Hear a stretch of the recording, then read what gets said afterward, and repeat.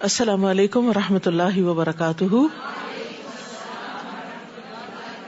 کیا حال ہے سب کا؟ الحمدللہ. نحمده ونصلی علی رسولہ الکریم. اما بعد فاعوذ باللہ من الشیطان الرجیم.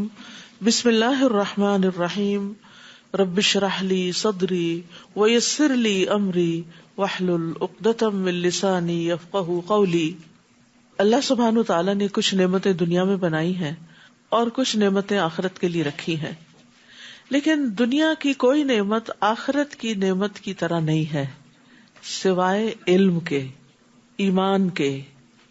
تو ایمان اور علم یہ دو چیزیں ایسی ہیں کہ جو آخرت کی نعمت کے مشابہ ہیں.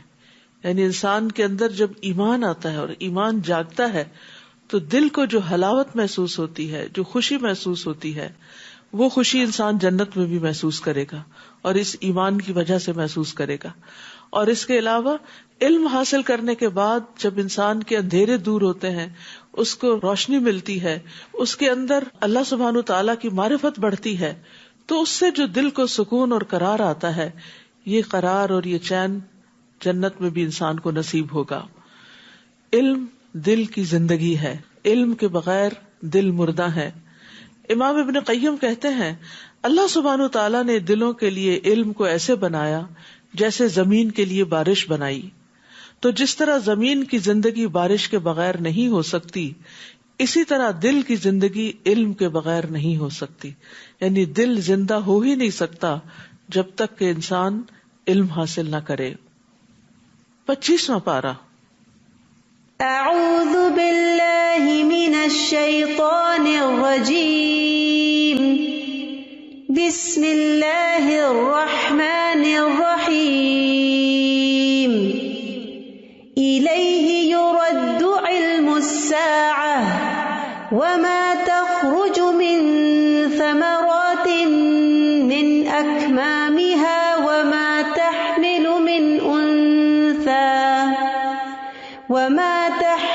من انثى ولا تضع الا بعلمه ويوم يناديهم اين شركائي قالوا آذناك ما منا من شهيد. شروع کرتی ہوں اللہ کے نام سے جو بے انتہا مہربان نہایت رحم فرمانے والا ہے. قیامت کا علم اللہ ہی کی طرف لوٹایا جاتا ہے، اور جو بھی پھل اپنے شگوفے سے نکلتا ہے، یا کوئی مادہ جو حاملہ ہوتی ہے یا بچہ پیدا کرتی ہے، تو یہ سب کچھ اللہ کے علم سے ہوتا ہے. اور جس دن اللہ ان مشرکوں کو پکار کر پوچھے گا کہ کہاں ہے میرے شریک، تو وہ کہیں گے ہم آپ سے عرض کر چکے کہ آج ہم میں سے کوئی ایسی گواہی دینے والا نہیں، اور اس سے پہلے جنہیں وہ پکارا کرتے تھے ان سے گم ہو جائیں گے، اور وہ یقین کر لیں گے کہ اب ان کے لیے کوئی جائے پناہ نہیں ہے. یہاں پر اللہ سبحانہ تعالیٰ کے وسیع علم کا ذکر کیا جا رہا ہے، اور خاص طور پر ان امور کا ذکر کیا جا رہا ہے جن کا علم اللہ تعالیٰ کے ساتھ خاص ہے، جنہیں اس کے سوا کوئی نہیں جانتا. جس میں سب سے پہلے الیہ یرد علم الساعہ، کہ قیامت کا علم اسی کی طرف لوٹایا جاتا ہے. یعنی انبیاء، مرسلین، فرشتے، باقی ساری مخلوق اس بارے میں عاجز ہے اور اپنی بے بسی کا اقرار کرتے ہیں کہ کسی کو بھی یہ علم نہیں کہ قیامت کب آئے گی.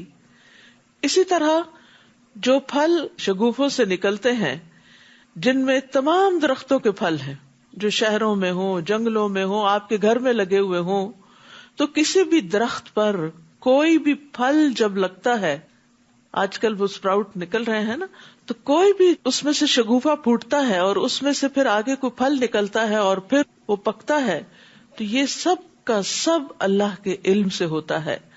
اسی طرح کوئی مادہ، کوئی فیمیل حاملہ نہیں ہوتی، چاہے بنی آدم میں سے ہو یا حیوانات میں سے ہو، مگر یہ کہ اللہ تعالیٰ کو پتا ہوتا ہے کہ کون کون کہاں پریگننٹ ہو گیا ہے. اور اسی طرح کوئی بچہ نہیں پیدا ہوتا، لیکن یہ کہ اللہ کے علم میں ہوتا ہے.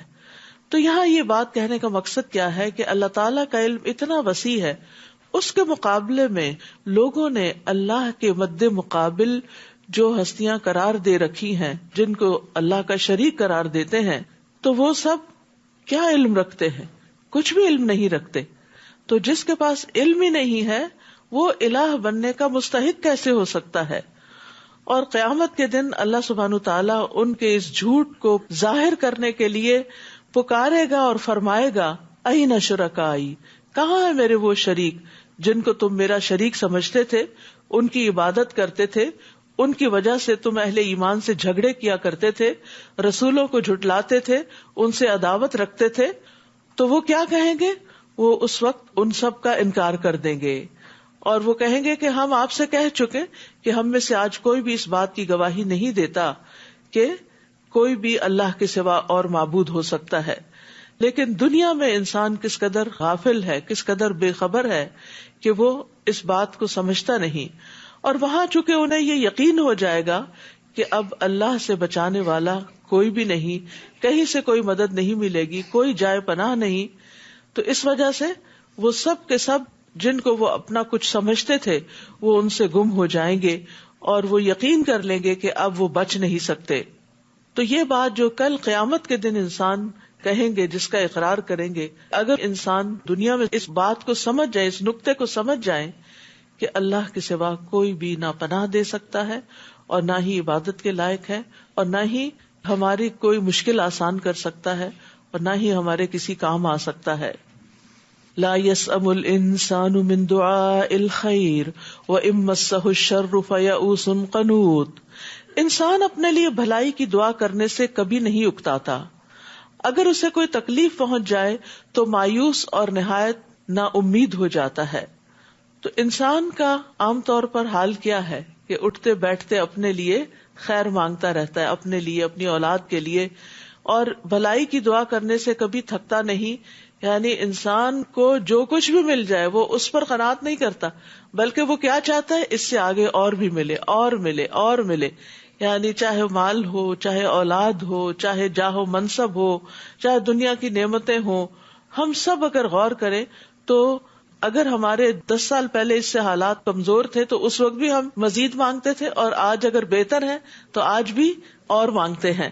تو یہ انسان کی فطرت میں ہے کہ وہ دنیا کی خیر کے حوالے سے کبھی بھی راضی نہیں ہوتا، وہ مزید مانگتا چلا جاتا ہے. نبی صلی اللہ علیہ وسلم نے فرمایا اگر ابن آدم کو ایک وادی سونے کی بھر کے دے دی جائے تو وہ دوسری کا خواہش مند ہو جائے گا کہ ایک اور مل جائے، اور اگر دوسری دے دی جائے تو تیسری کا خواہش مند ہوگا. اور ابن آدم کا پیٹ مٹی کے سوا اور کوئی چیز نہیں بھر سکتی، اور اللہ تعالیٰ اس کی توبہ قبول کرتا ہے جو توبہ کرے. وَلَئِنْ أَذَقْنَاهُ رَحْمَةً مِنَّا مِن بَعْدِ ضَرَّاءَ مَسَّتْهُ لَيَقُولَنَّ هَذَا لِي وَمَا أَظُنُّ السَّاعَةَ قَائِمَةً وَلَئِن رُجِعْتُ إِلَى رَبِّي إِنَّ لِي عِندَهُ لَلْحُسْنَى. اور اگر تکلیف پہنچنے کے بعد ہم اسے اپنی رحمت کا مزہ چکھائیں تو کہنے لگتا ہے کہ میں اسی کا مستحق تھا، I deserve it. اور میں نہیں سمجھتا کہ کبھی قیامت بھی آئے گی. یعنی دنیا کی رونقوں میں پھر انسان ایسے غافل اور مدہوش ہوتا ہے کہ اپنے انجام کو بھول جاتا ہے. اور اگر مجھے اپنے رب کے پاس جانا ہی پڑا تو وہاں بھی میرے لیے بھلائی ہی ہوگی، یہ اگر یہاں مل گیا تو وہاں کیوں نہیں ملے گا. ہم ایسے کافروں کو ضرور بتا دیں گے کہ وہ کیا کرتے تھے اور انہیں سخت عذاب کا مزہ چکھائیں گے. تو یہاں انسان کی 2 قبیح صفات کا ذکر کیا جا رہا ہے کہ اگر اسے تکلیف پہنچتی ہے تو مایوس ہونے لگتا ہے، اور اگر انسان کو کوئی نعمت ملتی ہے، خوشحالی پہنچتی ہے تو بھول جاتا ہے کہ انعام کس نے کیا. وہ خود تکبر کرنے لگتا ہے اور کہتا ہے کہ میں اس کا حقدار تھا. اور پھر یہ صفات اللہ تعالیٰ نے ان لوگوں کی بتائی کہ جو قیامت کو جھٹلاتے ہیں، یعنی اللہ کا انکار، آخرت کا انکار انسان کے اندر ایسی بد اخلاقی پیدا کر دیتا ہے. لیکن جو مومن ہوتا ہے وہ ہر حال میں اللہ کی طرف رجوع کرتا ہے اور حالات کی تنگی سے مایوسی کی طرف نہیں جاتا. وَإِذَا أَنْعَمْنَا عَلَى الْإِنسَانِ أَعْرَضَ وَنَأَىٰ بِجَانِبِهِ وَإِذَا مَسَّهُ الشَّرُّ فَذُو دُعَاءٍ عَرِيضٍ. اور جب ہم انسان پر انعام کرتے ہیں تو منہ موڑ لیتا ہے اور پہلو پھیر کے چل دیتا ہے. یعنی پھر وہ اپنی دولت کو، دنیا کی خوشحالی اور نعمتوں کو انجوائے کرنے کی طرف چل پڑتا ہے اور ان میں مصروف ہو جاتا ہے. اور جب کوئی تکلیف پہنچتی ہے تو لمبی چوڑی دعائیں مانگنے لگتا ہے. اور یہ ہم سب کا ہی حال ہے کسی نہ کسی درجے میں کہ تکلیف کے وقت جس طرح ہم اللہ تعالیٰ کو پکارتے ہیں اس طرح خوشحالی میں نہیں پکارتے. آپ ان سے پوچھئے بھلا دیکھو اگر یہ قرآن اللہ ہی کی طرف سے ہو اور تم نے اس کا انکار کر دیا تو اس شخص سے بڑھ کر گمراہ کون ہوگا جو اس کی مخالفت میں دور تک چلا گیا ہو. کیونکہ قرآن تو کتاب ہدایت ہے، اور اگر کوئی شخص اس کو ہی نہیں مانتا تو پھر اس کا حال کیا ہوگا؟ وہ گمراہی میں ہی بھٹکتا پھرے گا اور وہاں تک گمراہی میں جائے گا کہ جہاں سے واپسی کا کوئی راستہ نہ ہوگا اور کسی اور ذریعے سے اس کو ہدایت نہیں ملے گی. یہ ایسا ہی ہے کہ اگر کسی انسان کو پیاس لگے اور پانی کا جو چشمہ اس کے سامنے ہے اس کو چھوڑ کر آگے نکل جائے اور آگے کہیں پانی نہ ہو تو پھر وہ پیاس سے مرے گا نہیں تو کیا ہوگا؟ سنریہم آیاتنا فی الآفاق وفی انفسہم، ان قریب ہم انہیں کائنات میں بھی اپنی نشانیاں دکھائیں گے اور ان کے اپنے اندر بھی، یہاں تک کہ ان پر واضح ہو جائے گا کہ یہ قرآن حق ہے. کیا یہ بات کافی نہیں کہ آپ کا رب ہر چیز پر گواہ ہے؟ یعنی اللہ سبحانہ تعالیٰ اپنی وحدانیت کی علامتیں، نشانیاں کائنات میں یعنی آسمانوں کے کناروں پر بھی اور خود انسان کے اپنے وجود کے اندر بھی دکھائے گا کہ یہ سب کچھ خود سے خود نہیں بنا، اس کا بنانے والا کوئی ہے اور وہ رب کریم کی ذات ہے. سن لو یہ لوگ اپنے رب کی ملاقات سے شک میں پڑے ہوئے ہیں، اور یہ بھی سن لو کہ اللہ ہر چیز کا احاطہ کیے ہوئے ہے. یہ جو بات ہے کہ اپنے رب کی ملاقات سے شک میں پڑے ہوئے ہیں، ہم سب بھی اپنے آپ سے پوچھیں کہ ہمیں یقین ہے کہ ایک دن اللہ کے سامنے جا کھڑے ہونا ہے، اور کیا ہم اس کے لیے دعائیں بھی کرتے ہیں کہ یا اللہ وہ ملاقات بہت خوشگوار ہو. آپ دیکھیں دنیا میں اگر آپ کو کسی سے پہلی بار ملنا ہو تو آپ کے دل کے اندر کیسے جذبات ہوتے، کیسی کیفیات ہوتی، اور خصوصاً اگر آپ کی کوئی بہت محبوب ہستی ہو یا دنیاوی اعتبار سے اس کا کوئی بہت بڑا درجہ اور مقام ہو تو اس کے لیے بھی ہم تیاری کرتے ہیں، اور اس سے پہلے ہم فکر کرتے ہیں اور دعائیں مانگتے ہیں کہ اللہ کرے سب ٹھیک ہو جائے. تو اگر ہمیں اپنے رب سے ملاقات کا یقین ہے تو اس کے لیے ہم کتنی فکر کرتے ہیں کہ وہ ملاقات اچھی ہو اور وہ بہت خوشگوار ہو اور بہت ہمیں محبوب ہو. اس کے لیے دعائیں کرنی چاہیے کہ یا اللہ جب میں آپ سے ملوں تو آپ مجھ سے راضی ہو جائیں اور میں آپ کو دیکھ کر خوش ہو جاؤں. یعنی اس وقت اللہ تعالیٰ ناراض نہ ہو اور ہمارے اندر ایسا خوف نہ ہو کہ ہم مایوس ہو جائیں. لیکن جو شخص ملاقات کا یقین رکھتا ہے پھر وہ اس کے لیے تیاری کرتا ہے، کیونکہ جو ملاقات کی تیاری نہیں کرتا یہ ناسمجھی کی علامت ہے. عمر بن عبدالعزیز ممبر پر چڑھے، پھر اللہ کی حمد و ثنا بیان کی، پھر کہا اما بعد، اے لوگو، میں نے کسی نئے حکم کو جاری کرنے کے لیے تمہیں جمع نہیں کیا، لیکن میں نے اس معاملے میں غور کیا ہے جس کی طرف تم لوٹ کر جانے والے ہو، جس سے تمہاری ملاقات ہونے والی ہے. پھر انہوں نے کہا میں جان چکا ہوں کہ اس حکم کی تصدیق کرنے والا احمق ہے اور اس کی تکذیب کرنے والا ہلاک ہونے والا ہے. بس اتنا کہہ کے ممبر سے اتر گئے. تو ان کا یہ کہنا کہ اس کی تصدیق کرنے والا کہ اللہ سے ملاقات ہوگی وہ احمق ہے، کیا مطلب؟ یعنی جو اس کی تصدیق کرتا ہے پھر اسے چاہیے اس جیسا عمل بھی کرے، اتنی تیاری بھی کرے. یعنی جس درجے کی ہستی سے ملاقات ہے پھر اس طرح کی تیاری بھی مطلوب ہے، لیکن وہ ویسا عمل نہیں کرتا، نہ ہی اس سے ڈرتا ہے، نہ ہی اس کی ہولناکی سے خوف کھاتا ہے، حالانکہ وہ اس کی تصدیق بھی کرتا ہے، اس کے واقع ہونے کا یقین بھی رکھتا ہے. اس کے باوجود اپنے کھیل اور غفلت اور خواہشات اور گناہوں پہ اڑا رہتا ہے، تو اس اعتبار سے وہ احمق ہے. اور لغت میں احمق وہ ہوتا ہے جس کی عقل کمزور ہوتی ہے. تو اس سے کیا پتہ چلتا ہے کہ سمجھدار اور عقل مند لوگ کون ہیں؟ کہ جو اللہ کی ملاقات کی تیاری کریں عمل کر کے، اور اس کے لیے چھوٹے چھوٹے عمل بھی جو کریں تو کہا کریں اللہ یہ عمل میں صرف اور صرف تیرے لیے کر رہی ہوں تاکہ تو اس دن مجھے دیکھے تو مجھے بخش دے، مجھ سے راضی ہو جائے. کیونکہ بہت دفعہ ہم نیک کام کرتے بھی ہیں اور کر کے پھر احسان بھی جتاتے ہیں اور کر کے اس کو ضائع بھی کر دیتے ہیں. تو جو شخص اللہ کے لیے کرتا ہے وہ ہر حال میں مطمئن اور راضی ہوتا ہے کہ جس کے لیے میں نے کیا اس نے دیکھ لیا. سورۃ الشورى. بسم اللہ الرحمن الرحیم. حمیم عین سین قاف. كذلك يوحي الذين من قبلك الله العزيز الحكيم له ما في السماوات وما في الأرض وهو العلي العظيم.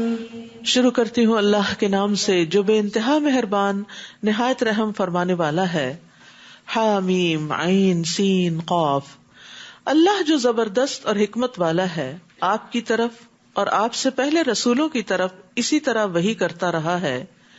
آسمانوں اور زمین میں جو کچھ ہے سب اسی کا ہے، اور وہ نہایت بلند اور عظمت والا ہے.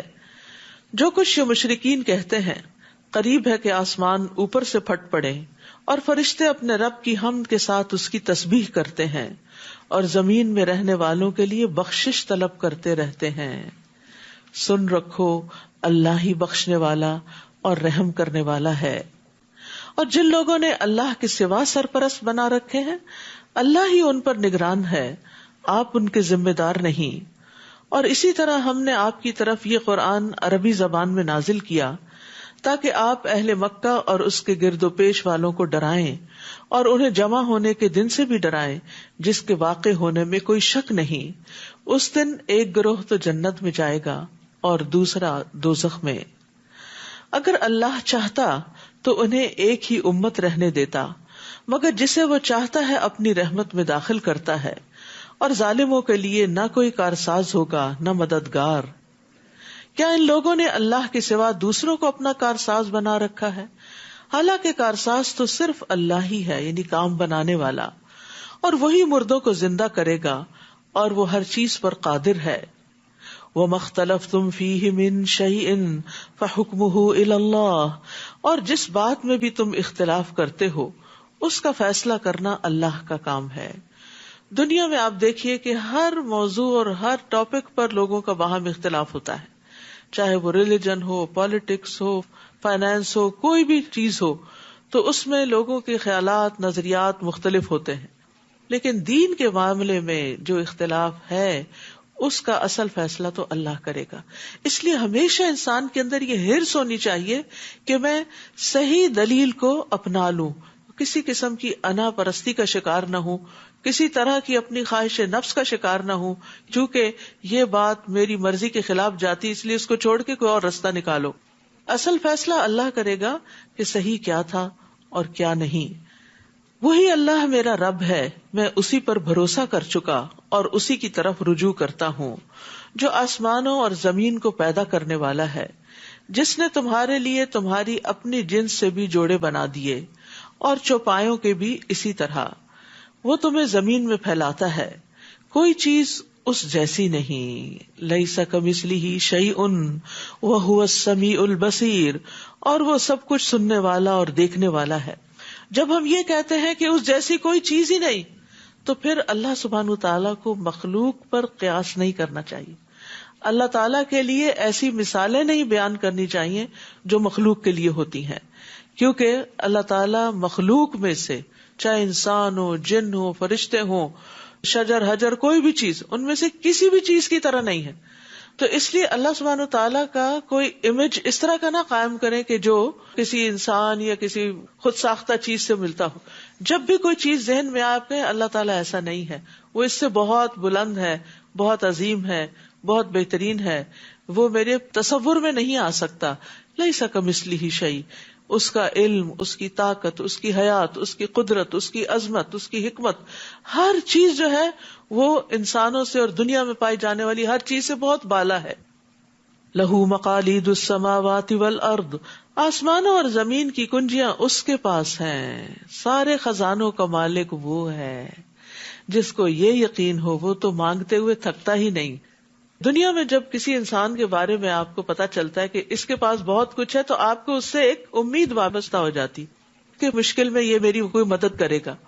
لیکن اصل میں تو ہر خزانے کا مالک، وہ خزانے بھی جو بندوں کے پاس ہیں ان کا بھی اصل مالک اللہ ہے. بندے بھی جب دیتے ہیں جب اللہ کا اذن ہوتا ہے. وہ جس کے لیے چاہتا ہے رزق کشادہ کر دیتا ہے اور جس کے لیے چاہتا ہے کم کر دیتا ہے. بلا شبہ وہ سب کچھ جاننے والا ہے. ابو ذر غفاری سے روایت ہے کہ نبی صلی اللہ علیہ وسلم اپنے رب تبارک و تعالی سے روایت کرتے ہیں کہ بے شک اللہ تعالیٰ فرماتا ہے، اور اس کو حدیث قدسی کہا جاتا ہے، اے میرے بندو تم سب گمراہ ہو سوائے اس کے جسے میں ہدایت دوں، بس تم مجھ سے ہدایت مانگو میں تمہیں ہدایت دوں گا۔ اے میرے بندو تم سب بھوکے ہو سوائے اس کے جسے میں کھلاؤں، تو تم مجھ سے کھانا مانگو میں تمہیں کھلاؤں گا۔ اے میرے بندو تم سب برہنہ ہو سوائے اس کے جسے میں لباس پہناؤں، تو تم مجھ سے لباس مانگو میں تمہیں لباس پہناؤں گا۔ اے میرے بندو تم سب دن رات گناہ کرتے ہو اور میں سارے گناہوں کو بخشتا ہوں، تو تم مجھ سے بخشش مانگو میں تمہیں بخش دوں گا۔ اے میرے بندو اگر تمہارے اولین و آخرین جن و انس ایک صاف چٹیل میدان میں کھڑے ہو کر مجھ سے مانگنے لگے اور میں ہر ایک کو جو وہ مجھ سے مانگے عطا کر دوں، تو پھر بھی میرے خزانوں میں کمی نہیں ہوگی مگر جتنی سمندر میں سوئی ڈال کر پانی نکالنے سے کمی آتی ہے۔ تو کیا کمی ہوتی؟ نتھنگ۔ سوئی کے ساتھ کیا لگتا ہے؟ تو اس سے کیا پتہ چلتا ہے کہ چاہے مادی خزانے ہوں یا ہدایت کے ہوں یا اور ضروریات پوری کرنے کے لیے انسان جن چیزوں کا محتاج ہے، ہر چیز اللہ کے پاس ہے۔ اس لیے ہر چیز اسی سے مانگنی چاہیے، پہلا خیال اسی کا آنا چاہیے۔ صحابہ کرام کے جوتے کا تسمہ بھی ٹوٹتا تھا تو اللہ سے مانگتے تھے۔ جب اللہ سے ہم مانگ لیتے ہیں تو وہ کسی بندے کے دل میں خیال ڈال دیتا ہے نا کہ چاہو اس بندے کی مدد کرو، اور اس طرح ضروریات پوری ہو جاتی ہیں۔ لیکن بندہ جب بندوں سے مانگتا ہے تو ذلیل و خوار ہوتا ہے، ان کی نگاہوں میں گر جاتا ہے، اور جب اللہ سے مانگتا ہے تو عزت پاتا ہے، اللہ کی محبت پاتا ہے۔ شرع لکم من الدین ما وصی بہ نوحا، اس نے تمہارے لیے دین کا وہی طریقہ مقرر کیا جس کا نوح کو حکم دیا تھا، اور جو ہم نے آپ کی طرف وحی کیا ہے، اور جس کا ابراہیم، موسیٰ اور عیسیٰ کو حکم دیا تھا کہ دین کو قائم رکھو اور اس میں تفرقہ نہ ڈالنا۔ آپ ان مشرکین کو جس بات کی دعوت دیتے ہیں وہ ان پر گناہ گزرتی ہے، اللہ جسے چاہتا ہے اپنے لیے چن لیتا ہے اور اپنی طرف سے اسی کو راہ دکھاتا ہے جو اس کی طرف رجوع کرے۔ تو یاد رکھیے دین کے جو عقائد ہیں ان میں تمام انبیاء میں اتحاد تھا، بنیادی عقائد سارے انبیاء کے ہاں ایک ہی طرح کے تھے، یعنی اصول برابر کے تھے، اور ان کا آپس میں مضبوط رشتہ بھی تھا۔ نبی صلی اللہ علیہ وسلم نے فرمایا تمام انبیاء علیہم السلام باپ شریک بھائی ہیں اور ان کی مائیں مختلف ہیں، ان کا دین ایک ہی ہے اور ہمارے درمیان کوئی اور نبی نہیں ہے، یعنی نبوت سے جڑی ہوئی ہے، جس کو اللہ نے نبی بنایا بس وہی ہے۔ تو شریعتیں مختلف ہیں لیکن اصل دین اور عقائد ایک ہی طرح کے ہیں، اور یہی جو ایک دین ہے یعنی توحید کا دین، توحید کی دعوت، کبر علی المشرکین ما تدعوہم الیہ، یہ مشرکین پر بڑی بھاری گزرتی ہے جس کی طرف آپ ان کو دعوت دیتے ہیں۔ یعنی توحید سے مشرکین، ابلیس اور اس کے لشکروں اور اس کے فالوورز سب کا دل تنگ پڑتا ہے۔ یعنی جب ایک اللہ کی طرف لوگوں کو بلایا جاتا ہے جو غیر اللہ سے جڑے ہوئے ہوں تو وہ اس بات پر سخت افینڈ ہو جاتے ہیں، ناراض ہوتے ہیں اور غضبناک ہو جاتے ہیں۔ وَمَا تَفَرَّقُوا إِلَّا مِن بَعْدِ مَا جَاءَهُمُ الْعِلْمُ، ان لوگوں میں فرقہ بندی اس وقت پیدا ہوئی جبکہ اس سے پہلے ان کے پاس علم الہی آ چکا تھا، اور اس کی وجہ محض ان کی باہم ضد تھی۔ اور اگر آپ کے رب کی طرف سے ایک مقررہ مدت تک کا حکم پہلے سے طے شدہ نہ ہوتا تو ان کا فیصلہ کر دیا گیا ہوتا، اور ان کے بعد جو لوگ کتاب کے وارث ہوئے وہ ایسے شک میں پڑ گئے جو انہیں بے چین رکھتا ہے۔ تو تفرقہ بازی کی بھی اصل وجہ جو ہے وہ دنیا ہی ہے، کہ دنیا کی سرداری طلب کرنے کے لیے لوگ رسا کشی کرتے ہیں، ایک دوسرے پر سرکشی کرتے ہیں، اور پھر تفرقہ بازی کرتے ہوئے ظلم کرتے ہیں اور دنیا میں اپنا نام بنانا چاہتے ہیں۔ فَلِذَلِكَ فَادْعُ وَاسْتَقِمْ كَمَا أُمِرْتَ، لہٰذا آپ اسی دین کی دعوت دیجیے جو آپ کو حکم دیا گیا ہے، اور اس پہ ڈٹ جائیے اور ان کی خواہشات پر نہ چلیے، اور کہہ دیجیے کہ میں اس کتاب پر ایمان لایا جو اللہ نے نازل کی ہے، اور مجھے حکم دیا گیا ہے کہ میں تمہارے درمیان انصاف کروں۔ اللہ ہی ہمارا رب ہے اور تمہارا بھی، ہمارے لیے ہمارے اعمال اور تمہارے لیے تمہارے اعمال، ہمارے اور تمہارے درمیان کوئی جھگڑا نہیں۔ اللہ ہم سب کو قیامت کے دن جمع کر دے گا اور اسی کی طرف سب کو لوٹ کر جانا ہے۔ تو اہم بات یہ ہے کہ انسان ایمان لانے کے بعد اس پر قائم رہے، ڈٹ جائے اور مشکلات سے نہ گھبرائے۔ سفیان ثقفی سے مروی ہے کہ ایک شخص نے عرض کیا، یا رسول اللہ، مجھے اسلام کے حوالے سے کوئی ایسی بات بتا دیجئے کہ مجھے آپ کے بعد پھر کسی سے کچھ پوچھنے کی ضرورت نہ رہے۔ آپ نے فرمایا، پہلے اقرار کرو کہ میں اللہ پر ایمان لایا، پھر اس پر ہمیشہ ثابت قدم رہو۔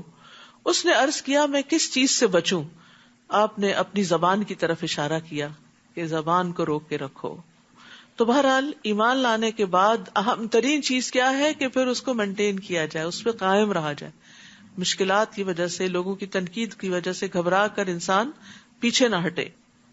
ویسے بھی استقامت، ثابت قدمی اور کمٹمنٹ نبھانا یہ بہت اعلیٰ اخلاق میں سے ہے۔ رسول اللہ صلی اللہ علیہ وسلم فرمایا، ثابت قدم رہو اور اپنا اخلاق اچھا کرو۔ یعنی یہ دو چیزیں جو ہے یہ انسان کو فائدہ دیتی ہیں۔ نیکی کے کام کا ارادہ کیا، پھر اس کو کر گزرو۔ یہ نہیں ہوتا کہ آپ نیکی کرنے چلیں اور آپ کے راستے میں کوئی مشکل نہ آئے۔ آزمائش تو ضرور ہوگی، کسی نہ کسی طرف سے امتحان تو ضرور آئے گا۔ اور یہ امتحان کیوں آتا ہے؟ یہ اصل میں دیکھنے کے لیے آتا ہے اس بات کو کہ آپ کتنے سچے ہیں اپنے اس نیکی کے کام میں۔ کیا آپ واقعی اللہ سبحانہ وتعالیٰ کے لیے کر رہے ہیں، یا پھر آپ دکھاوے کی کر رہے ہیں، یا لوگوں کی نظر میں آنے کے لیے، یا کوئی اپنی شان بڑھانے کے لیے؟ کیونکہ جو شخص اللہ کے لیے کام کرتا ہے اس کی راہ میں کوئی چیز پھر حائل نہیں ہوتی، وہ چلتا چلا جاتا ہے اور اس راستے پر مرتے دم تک قائم رہتا ہے۔ اور جو دنیا کے کسی بھی مفاد کے لیے کام کرتا ہے، جب وہ دیکھتا ہے کہ مجھے وہ مفاد حاصل نہیں ہو رہا تو انسان پھر اس کام کو چھوڑ بھی دیتا ہے۔ جیسے دنیا میں آپ کوئی بزنس کرتے ہیں، وہ کامیاب نہ ہو تو آپ اسے چھوڑ کے کوئی اور شروع کر دیتے ہیں۔ تو ایسے ہی کچھ لوگ دین کا نام اس لیے لیتے ہیں کہ وہ بظاہر یہ شو کرتے ہیں کہ اللہ کے لیے کر رہے ہیں سب کچھ، لیکن مطلوب کچھ اور ہوتا ہے، اور جب وہ مطلب پورا نہیں ہوتا تو اس کام کو ہی چھوڑ دیتے ہیں۔ والذین یحاجون فی اللہ من بعد ما استجیب له حجتهم داحدۃ عند ربهم وعلیہم غضب ولہم عذاب شدید۔ اور جو لوگ اللہ کی ہستی کو تسلیم کر لیے جانے کے بعد اس کے بارے میں جھگڑا کرتے ہیں، ان کی حجت ان کے رب کے ہاں باطل ہے، ان پر اللہ کا غضب ہے اور ان کے لیے سخت عذاب ہے۔ اللہ ہی ہے جس نے حق کے ساتھ کتاب اور میزان نازل کی ہے، اور آپ کو کیا معلوم کہ شاید قیامت قریب ہی ہو۔ یعنی یہاں پر کتاب، میزان اور قیامت، ان تین چیزوں کا ذکر کیا گیا ہے، کیونکہ قیامت جو ہے وہ بدلے کا دن ہے، حساب کا دن ہے۔ تو اس سے پہلے انسان کو میزان یعنی انصاف سے کام لینا چاہیے، اور اس کے لیے انسان کو کتاب کا سہارا لینا چاہیے کہ کتاب پڑھنی چاہیے تاکہ وہ اس کو سیدھے راستے پر قائم رکھے۔ تو مراد اس سے یہ ہے کہ یہ سب کچھ اس لیے اللہ نے بھیجا، کتاب، میزان اور آخرت کا کانسیپٹ، تاکہ انسان کے اعمال درست ہوں اور پھر ان کا محاسبہ بھی کیا جائے۔ جو لوگ اس قیامت پر ایمان نہیں رکھتے وہ تو اس کے لیے جلدی میں چاہتے ہیں کہ نہ سمجھ جو ہے، اور جو ایمان لاتے ہیں وہ اس سے ڈرتے ہیں کہ اللہ قیامت آئے گی تو کیا ہوگا۔ اب جیسے مومن کا جو موت سے ڈر ہوتا ہے نا، وہ مختلف ہوتا ہے۔ وہ کس بات سے ڈرتا ہے؟ ابھی میں نے کچھ کیا نہیں، پتہ نہیں میرے ساتھ کیا ہوگا۔ وَيَعْلَمُونَ أَنَّهَا الْحَقُّ، اور وہ جانتے ہیں کہ وہ ایک حقیقت ہے۔ الا، خبردار، یاد رکھو، جو لوگ قیامت کے بارے میں بحثیں کرتے ہیں وہ گمراہی میں دور تک چلے گئے ہیں، ورنہ تھوڑی سی عقل رکھنے والا بھی انسان قیامت کو ماننے میں دیر نہیں لگاتا۔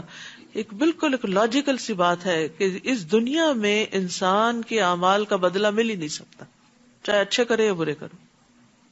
مثلاً ایک شخص ایک کتاب لکھتا ہے اور وہ کتاب وہ بس $20,000 میں سیل کر دیتا ہے، لیکن اس سے جو لوگ پڑھ کے فائدہ اٹھاتے ہیں وہ ان میں سے ہر ایک مثلاً 20,000 کما لیتا ہے۔ تو اب کتاب اس نے لکھی ہے اور اس کو تو ملے صرف 20,000، اور آگے اتنے بے شمار لوگ 20,000 کما رہے ہیں، تو اس کو تو پورا حق نہ ملا۔ تو یہ حق کہاں سے مل سکتا ہے؟ آخرت میں ہی مل سکتا ہے۔ اسی طرح ایک شخص 20 کا قاتل ہے، دنیا میں تو اس کا بدلہ نہیں مل سکتا۔ تو کوئی جگہ ہونی چاہیے جہاں انسان کو اس کے اچھے اور برے اعمال کا پورا بدلہ ملے، پورا۔ تو اس لیے جو لوگ اس چیز کو نہیں مانتے پھر ان کو کوئی بات سمجھ میں نہیں آتی، اور وہ گمراہی میں بہت دور نکل جاتے ہیں. لیکن جو مانتے ہیں پھر وہ ڈرتے ہیں اور وہ اپنے نیک اعمال کی طرف دوڑتے ہیں. جیسے سورۃ الدہر میں آتا ہے یوفون بالنذر ویخافون یوما کان شرہ مستطیرا، جو اپنی نظر پوری کرتے ہیں اور اس دن سے ڈرتے ہیں جس کی مصیبت بہت زیادہ پھیلی ہوئی ہے.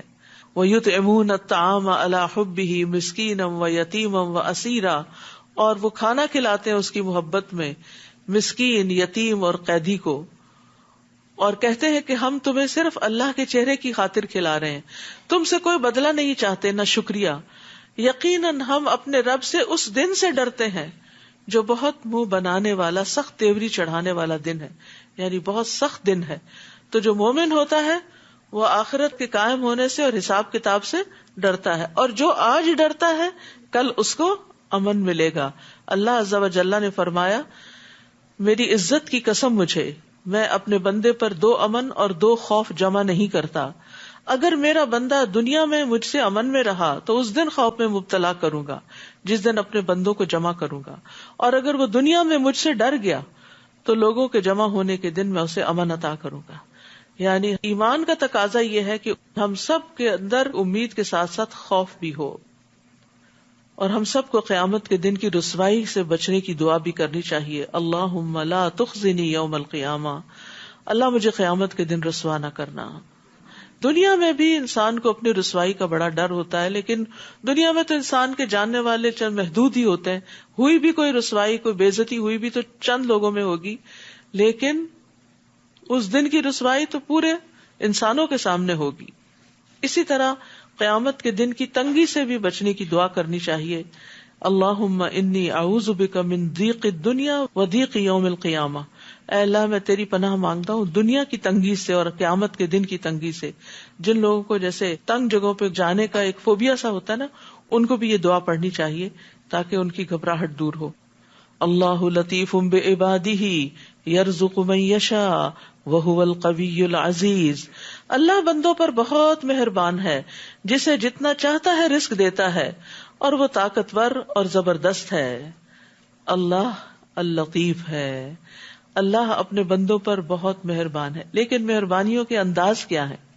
اس سے مراد یہ ہے کہ اللہ تعالیٰ وہ ذات ہے جو تھوڑے عمل کو قبول کر کے بہت بڑی جزا دیتا ہے. اسی طرح وہ جو ٹوٹے ہوئے دلوں کو جوڑتا ہے اور مشکلوں کو آسان کرتا ہے، وہ جو اپنی نافرمانی کرنے والے کو جلد سزا نہیں دیتا اور امید رکھنے والے کو نامراد نہیں لوٹاتا، وہ ہستی جو اپنے مانگنے والے کو خالی ہاتھ نہیں لوٹاتی، امید رکھنے والے کو مایوس نہیں کرتی، وہ جو غلطیاں کو معاف کرنے والا ہے اور معاف کرنا پسند کرتا ہے. اللطیف وہ ہستی ہے جو اس پر بھی رحم کرتا ہے جو خود اپنے آپ پہ رحم نہیں کرتا، جو اپنا بھلا نہیں سمجھتا. اور پھر وَهُوَ الْقَوِيُّ الْعَزِيزُ، اور وہ قوت والا ہے، غلبے والا ہے. یعنی اللہ سبحانہ تعالی قوی اور عزیز ہونے کے باوجود اللطیف بھی ہے. یعنی جس کے اندر عموماً قوت ہوتی ہے یا غلبہ ہوتا ہے وہ مہربان نہیں زیادہ ہوتا، اس کے اندر کچھ سختی آ جاتی کیونکہ وہ اپنی اتھارٹی کو ایگزیکیوٹ کرنا چاہتا ہے. لیکن اللہ سبحانہ تعالی بندوں پر انتہائی مہربان ہے اور ہر چیز پر قوت رکھتا ہے. من کان یرید حرث الآخرۃ نزد لہ فی حرثہ، جو شخص آخرت کی کھیتی چاہتا ہے ہم اس کی کھیتی بڑھا دیتے ہیں، اور جو دنیا کی کھیتی چاہتا ہے اسے اس میں سے کچھ دے دیتے ہیں، اور آخرت میں اس کا کوئی حصہ نہ ہوگا. تو آخرت کی کھیتی سے کیا مراد ہے؟ جو آخرت کا بدلہ اور صلہ ہے. لیکن جو شخص دنیا چاہے اس کے لیے آخرت میں کوئی حصہ نہ ہوگا، یعنی اپنے سارے نیک اعمال کا بدلہ بھی اور جزا بھی وہ دنیا میں ہی مانگتا ہے. کیا ان لوگوں کے ایسے شریک ہیں جنہوں نے ان کے لیے دین کا ایسا طریقہ مقرر کیا ہو جس کا اللہ نے اذن نہیں دیا، اور اگر فیصلے کی بات طے شدہ نہ ہوتی تو ان کا فیصلہ کر دیا گیا ہوتا. یقیناً ان ظالموں کے لیے دردناک عذاب ہے. اس دن آپ دیکھیں گے کہ یہ ظالم اپنے اعمال سے ڈر رہے ہوں گے مگر وہ عذاب ان پر واقع ہو کر رہے گا. اور جو لوگ ایمان لائے اور نیک اعمال کیے وہ جنت کے باغوں میں ہوں گے، اپنے رب کے ہاں جو چاہیں گے انہیں ملے گا. یہی بہت بڑا فضل ہے. کتنی بڑی خوشخبری ہے. ذالک الذی یبشر اللہ عبادہ، یہ وہی فضل ہے جس کی اللہ اپنے بندوں کو بشارت دیتا ہے. کون بندے؟ الذین آمنوا وعملوا الصالحات، جو ایمان لائے اور نیک عمل کرتے ہیں. تو ہمیں فکر ہونی چاہیے نیک اعمال کے کرنے کی، اور جو جو نیک عمل پتہ چلتا جائے اس پر عمل کرتے چلے جائیں. آپ ان سے کہیے کہ میں اس کام پر تم سے کوئی اجر نہیں مانگتا، البتہ قرابت کی محبت ضرور چاہتا ہوں. اور جو کوئی نیکی کمائے گا ہم اس کے لیے اس میں خوبی کا اضافہ کر دیں گے. بلا شبہ اللہ معاف کرنے والا اور قدردان ہے. یہاں پر جو بات کی گئی ہے نا کہ میں تم سے اس کام پر کوئی اجر نہیں مانگتا بلکہ قرابت کی محبت ضرور چاہتا ہوں، اس کا مطلب یہ ہے کہ نبی صلی اللہ علیہ وسلم کی قریش کے ہر قبیلے کے ساتھ کوئی نہ کوئی رشتہ داری تھی، تو ان کے ہاں صلہ رحمی کا کانسیپٹ بھی بہت تھا. وہ اپنے کنبے قبیلے والوں کا خیال بھی بہت رکھتے تھے. تو نبی صلی اللہ علیہ وسلم ان کو سمجھا رہے ہیں کہ اگر تم ویسے مجھ سے اتفاق نہیں کرتے تو کم از کم اپنی رشتہ داری کا ہی لحاظ رکھو اور مجھے تکلیف نہ دو اور پریشان نہ کرو. ام یقولون افترى علی اللہ کذبا، کیا وہ یہ کہتے ہیں کہ اس نے اللہ پر جھوٹ باندھا ہے؟ بس اگر وہ چاہتا تو آپ کے دل پہ مہر کر دیتا، اور اللہ تو باطل کو مٹاتا اور اپنے کلمات سے حق کو حق ثابت کرتا ہے. بلا شبہ وہ دلوں کے راز تک جانتا ہے. وَهُوَ الَّذِي يَقْبَلُ التَّوْبَةَ عَنْ عِبَادِهِ وَيَعْفُو عَنِ السَّيِّئَاتِ وَيَعْلَمُ مَا تَفْعَلُونَ، اور وہی تو ہے جو اپنے بندوں کی توبہ قبول کرتا ہے اور ان کی برائیوں کو معاف کر دیتا ہے، اور جو کچھ تم کرتے ہو وہ اسے جانتا ہے. تو یہاں اللہ سبحانہ تعالیٰ کی ایک اور خوبصورت صفت بیان کی گئی ہے کہ وہ اپنے بندوں پر نرمی اور مہربانی کرنے والا ہے، ان کی غلطیوں کو معاف کر دیتا ہے. واللہ یعدکم مغفرۃ منہ وفضلا، اور اللہ اپنی طرف سے بڑی بخشش اور فضل کا وعدہ کرتا ہے. واللہ واسع علیم، اور اللہ وسعت والا سب کچھ جاننے والا ہے. اللہ اپنے بندوں کی توبہ سے خوش ہوتا ہے اور بار بار گناہوں کے باوجود اللہ تعالیٰ معاف کر دیتا ہے، اور پھر یہاں تک کہ اللہ تعالیٰ برائیوں سے درگزر کر کے ان کو نیکیوں میں بدل دیتا ہے. اتنا مہربان اور کون ہوگا. اور اس سلسلے میں ایک بڑی خوبصورت روایت ملتی ہے. ابو طویل کہتے ہیں کہ وہ نبی صلی اللہ علیہ وسلم کے پاس آئے اور کہا، ایسے آدمی کے بارے میں آپ کا کیا خیال ہے جس نے سارے گناہوں کا ارتکاب کیا ہو، کوئی گناہ چھوڑا ہی نہ ہو، اور اس سلسلے میں اس نے اپنی چھوٹی بڑی ہر خواہش پوری کر لی ہو، کیا اس کے لیے بھی کوئی توبہ ہے؟ آپ نے فرمایا، کیا تم مسلمان ہو گئے ہو؟ اس نے کہا، اشہد ان لا الہ الا اللہ وانک رسول اللہ. آپ نے فرمایا، تم عمل صالح کرتے رہو اور برائیوں کو چھوڑ دو، اللہ تمہارے سارے گناہوں کو نیکیوں میں بدل دے گا. یعنی اسلام سے پہلے جو تم نے گناہ کیے تھے وہ بھی نیکیاں بن جائیں گے. اس نے کہا، میرے سارے دھوکے اور بدکاریاں بھی؟ پشیمان تھا نا، یہی ندامت ہوتی ہے، اور اس بات کو ایکسپٹ کرنا کہ میں غلط کر رہا تھا. آپ نے فرمایا ہاں.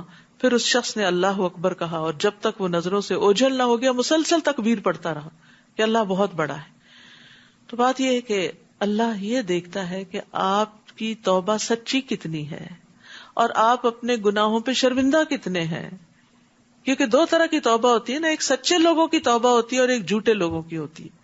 سچی توبہ یہ ہوتی ہے کہ انسان پھر ان گناہوں سے نفرت کرتا، ان کی طرف پلٹ کے نہیں جاتا اور جانا بھی نہیں چاہتا، اور یہ کہتا ہے میں نے غلط کیا. ان گناہوں پہ اس کو ندامت ہوتی ہے، وہ روتا ہے. اور جھوٹی توبہ کیا ہے کہ جب کوئی کہے توبہ کر لو تو انسان زبان ہلا دے کہ توبہ میری توبہ، اور اگلے ہی لمحے پھر کوئی غلط بات کر دے. ادھر سے توبہ کرے اور ادھر سے جھوٹ بولے، ادھر سے توبہ کرے اور ادھر سے غیبت کرے. تو یہ جھوٹے لوگوں کی توبہ ہوتی ہے. تو اس لیے کہیں دھوکہ نہ کھائیں کہ جھوٹی توبہ سے بھی یہی ملے گا جو اس شخص کی سچی توبہ سے اس کو خوشخبری ملی. اور جو لوگ ایمان لائیں اور نیک عمل کریں ان کی دعا قبول کرتا ہے. سبحان اللہ. دعاؤں کی قبولیت کے لیے نیک عمل ضروری ہے، اور اپنے فضل سے انہیں زیادہ بھی دیتا ہے. اور جو کافر ہیں ان کے لیے سخت عذاب ہے. اسی لیے آپ دیکھیں کہ جتنے بھی نیک کام ہیں، جیسے فرائض کی ادائیگی ہے، مثلاً فرض نماز ہے، اس کے بعد دعا کریں 10 دفعہ سبحان اللہ، 10 دفعہ الحمدللہ، 10 دفعہ اللہ اکبر کہہ کے جو دعا مانگے وہ قبول ہوتی. تو آپ نے نماز کا فرض بھی ادا کیا اور ساتھ تسبیح پڑھی، آپ کی دعا قبول ہوئی. قرآن مجید پڑھنے کے بعد دعا قبول ہوتی، صدقہ خیرات کرنے کے بعد دعا قبول ہوتی ہے. تو یہاں بھی آپ دیکھیے کہ جو لوگ ایمان لائیں اور نیک عمل کریں اللہ ان کی دعا قبول کرتا ہے. تو اس میں وہ واقعہ بھی یاد کریں جو بنی اسرائیل کے 3 لوگ تھے جو ایک غار میں پھنس گئے تھے. تو انہوں نے پھر کیا کیا تھا نکلنے کے لیے؟ ان کا بس نہیں چلتا تھا کہ وہ چٹان ہٹا دیں، وہ ان کے بیونڈ طاقت تھی. تو ان میں سے ہر ایک نے اپنا اپنا نیک عمل یاد کر کے اس کا واسطہ دیا، وسیلہ بنایا اس کو کہ اللہ اگر یہ عمل آپ کو پسند تھا تو اس کے صلے میں ہمیں یہاں سے نجات دے دے. اور وہ چٹان ہٹ گئی اور وہ باہر نکل آئے.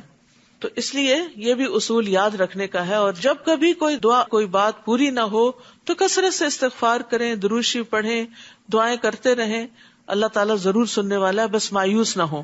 اور قبولیت یا تو فوراً ہو جاتی یا آخرت کے لیے رکھ دی جاتی یا اس سے بہتر کوئی چیز دے دی جاتی ہے. ہم مانگ کچھ رہے ہوتے ہیں، ہمیں کچھ اور مل جاتا ہے جو ہمیں اس سے بھی زیادہ بہتر کام آنے والا ہوتا ہے. اور پھر یہاں یہ بھی خوشخبری دی گئی کہ اپنے فضل سے اور زیادہ بھی دیتا ہے. یعنی اللہ بندے کو صرف اتنا نہیں دیتا جتنی وہ دعا مانگ رہا ہوتا ہے، وہ تو اس سے بھی زیادہ دیتا. آپ دیکھیے ہمارے پاس آج تک جو کچھ ہے یا جو کچھ ہم استعمال کر چکے ہیں، یہ سب کچھ ہم نے مانگا تھا؟ زیادہ تر تو وہ ہے جو بن مانگے ملا ہے. تو اللہ تو بن مانگے بھی دیتا ہے اور یہ اس کا فضل ہوتا ہے. لیکن اللہ تعالیٰ ایک لمٹ تک ہی سب کو دیتا ہے. کیوں؟ اس کی وجہ آگے بتا دی گئی. اور اگر اللہ اپنے سب بندوں کو وافر رزق عطا کر دیتا تو وہ زمین میں سرکشی کرتے. یعنی بعض اوقات ہم بہت بڑا کچھ مانگ رہے ہوتے ہیں، اللہ تعالیٰ ہمیں نہیں دیتا کیونکہ ہم وہ سنبھال نہیں سکتے یا اس کو پا کے ہماری عاقبت خراب ہو سکتی. تو اللہ فضل فرماتا ہے، اس لیے روک دیتا ہے ہم سے. مگر وہ ایک اندازے سے جتنا رزق چاہتا ہے نازل کرتا ہے، اس کا اپنا ایک اندازہ ہوتا ہے. یقیناً وہ اپنے بندوں سے باخبر ہے، انہیں دیکھ رہا ہے. تو رزق تنگ ہو یا کشادہ، یہ اللہ کی حکمت پر مبنی ہوتا ہے. یعنی اللہ بندے کی حالت کو جانتا ہے کہ اگر اس پہ رزق فراخ کر دیا میں نے تو یہ کس خرابی میں مبتلا ہو جائے گا. اور اسی طرح بعض اوقات بندے کی اصلاح کے لیے، اس کو ڈسپلن کرنے کے لیے اس سے دنیا کو لپیٹ دیتا ہے.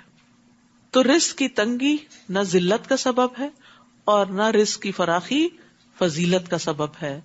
فضیلت کا سبب تو تقویٰ ہے کہ کون اللہ سے کتنا ڈرتا ہے، کون گناہوں سے کتنا بچتا ہے. اور وہی تو ہے جو لوگوں کے مایوس ہو جانے کے بعد بارش برساتا ہے اور اپنی رحمت عام کر دیتا ہے. اور وہی کارساز ہے، حمد کے لائق ہے. اور اس کی نشانیوں میں ایک نشانی اس کا آسمانوں، زمین اور ان جانداروں کا پیدا کرنا ہے جو اس نے ان میں پھیلا دیے ہیں، اور وہی جب چاہے انہیں اکٹھا کر لینے پر بھی قادر ہے. اور تمہیں جو مصیبت بھی آتی ہے تمہارے اپنے ہی ہاتھوں کی کمائی کے سبب آتی ہے، اور وہ تمہارے بہت سے گناہوں سے درگزر بھی کر جاتا ہے. یہ بھی یاد رکھنے کی بات ہے کہ تمہیں جو مصیبت آتی ہے تمہاری اپنی غلطیوں کی وجہ سے آتی ہے، اور نہ تم اسے زمین میں عاجز کر سکتے ہو کہ تمہیں سزا نہ دے سکے. اور اللہ کے سوا نہ تمہارا کوئی کارساز ہے نہ مددگار. اور اس کی نشانیوں میں سے وہ کشتیاں ہیں جو سمندر میں پہاڑوں کی طرح نظر آتی ہیں. اگر وہ چاہے تو ہوا کو ساکن کر دے اور وہ کشتیاں سطح سمندر پر کھڑی کی کھڑی رہ جائیں. اس میں بھی ہر صبر کرنے والے اور شکر گزار کے لیے کئی نشانیاں ہیں. تو خوف میں صبر اور نجات میں شکر ادا کرنا. یا ان کے برے اعمال کے سبب کشتیوں کو تباہ کر دے اور وہ بہت سے لوگوں کو معافی کر دیتا ہے، یعنی ان کے گناہوں کے باوجود ان کی کشتیوں کو ڈبوتا نہیں. اور ان لوگوں کو جو ہماری آیات میں جھگڑا کرتے ہیں یہ معلوم ہو جائے کہ ان کے لیے کوئی پناہ کی جگہ نہیں. فما اوتیتم من شیء فمتاع الحیاۃ الدنیا وما عند اللہ خیر وابقى للذین آمنوا وعلی ربہم یتوکلون. تمہیں جو کچھ بھی دیا گیا ہے وہ دنیا کی زندگی کا سر و سامان ہے، اور جو کچھ اللہ کے ہاں ہے وہ بہتر اور باقی رہنے والا ہے. وہ ان لوگوں کے لیے ہے جو ایمان لائے اور اپنے رب پر بھروسہ کرتے ہیں. یعنی تم نے کچھ دعائیں مانگی، وہ آخرت کے لیے جمع ہو گئی، وہ زیادہ بہترین صلے کے طور پر ملے گی. اور وہ جو بڑے بڑے گناہوں اور بے حیائی کے کاموں سے بچتے ہیں اور جب انہیں غصہ آ جائے تو معاف کر دیتے ہیں. غصہ آئے تو معاف کر دیتے ہیں. تو گناہ کیا ہوتا ہے؟ یہاں گناہ اور فواحش اور غضب کی بات کی گئی ہے اور بڑے گناہ. رسول اللہ صلی اللہ علیہ وسلم نے فرمایا گناہ وہ ہے جو تمہارے دل میں کھٹکے اور تم لوگوں کا اس پہ مطلع ہونا پسند نہ کرو، یعنی جو چیز تم لوگوں سے چھپانے لگ جاؤ. اور پھر بڑے گناہوں کی یہاں بات کی گئی، لیکن چھوٹے چھوٹے گناہ بھی کٹھے ہو جائیں تو انسان کو ہلاک کر دیتے ہیں. انس کہتے ہیں تم ایسے ایسے عمل کرتے ہو جو تمہاری نظر میں بال سے زیادہ باریک ہیں، تم ان کو حقیر سمجھتے ہو، اور ہم لوگ نبی صلی اللہ علیہ وسلم کے زمانے میں ان گناہوں کو ہلاک کر دینے والا سمجھتے تھے. تو اس لیے انسان کو ہر گناہ سے بچنے کی دعا کرنی چاہیے، خصوصاً فواحش سے. اور پھر غصے کے وقت معاف کر دیتے، یہ بہت بڑی کوالٹی ہے، یہ ہر شخص کے بس کی بات نہیں. سب سے پہلی بات تو یہ کہ انسان کو ہر چھوٹی بڑی بات پہ غصہ کرنا ہی نہیں چاہیے، کیونکہ ایسا کرنا اپنے آپ کو نقصان دینا ہے. اور جو شخص غصہ نہ کرے وہ اللہ سبحانہ وتعالیٰ کے غضب سے بچ جاتا ہے. ایک شخص نے پوچھا اللہ کے رسول مجھے اللہ کے غضب سے کون سی چیز بچا سکتی ہے کہ اللہ مجھ پہ ناراض نہ ہو؟ آپ نے فرمایا تم غصہ نہ کرو، تم دوسروں پہ غصہ نہ کرو، اللہ تعالیٰ تم پہ غصہ نہیں کریں گے. اور یاد رکھیے غصہ سارے شر جمع کر دیتا ہے. ایک شخص نے عرض کیا اللہ کے رسول مجھے کوئی نصیحت کیجیے. آپ نے فرمایا غصہ نہ کیا کرو. وہ شخص کہتا ہے کہ میں نے آپ کے فرمان پہ غور کیا تو جان لیا کہ غصہ ہر قسم کے شر کو جمع کرتا ہے. یعنی جب غصہ آتا ہے تو بدگمانی بھی ہوتی ہے، انسان برا بھلا بھی دوسروں کو کہتا ہے، ناراض بھی ہوتا ہے، لڑائی ڈال دیتا ہے، جھگڑے فساد اور بعض اوقات قتل و غارت تک بھی نوبت غصے کی وجہ سے پہنچتی ہے. والذین استجابوا لربہم واقاموا الصلاۃ، وہ جو اپنے رب کا حکم مانتے ہیں اور نماز قائم کرتے ہیں اور ان کے کام باہمی مشورے سے طے پاتے ہیں اور جو رزق ہم نے انہیں دیا ہے اس میں سے خرچ کرتے ہیں. تو یہاں پر مشورے کی اہمیت پتہ چلتی ہے کہ اللہ سبحانہ وتعالیٰ اہل ایمان کی صفات میں سے ایک صفت یہ بتاتے ہیں کہ وہ باہم مشورہ کرتے ہیں.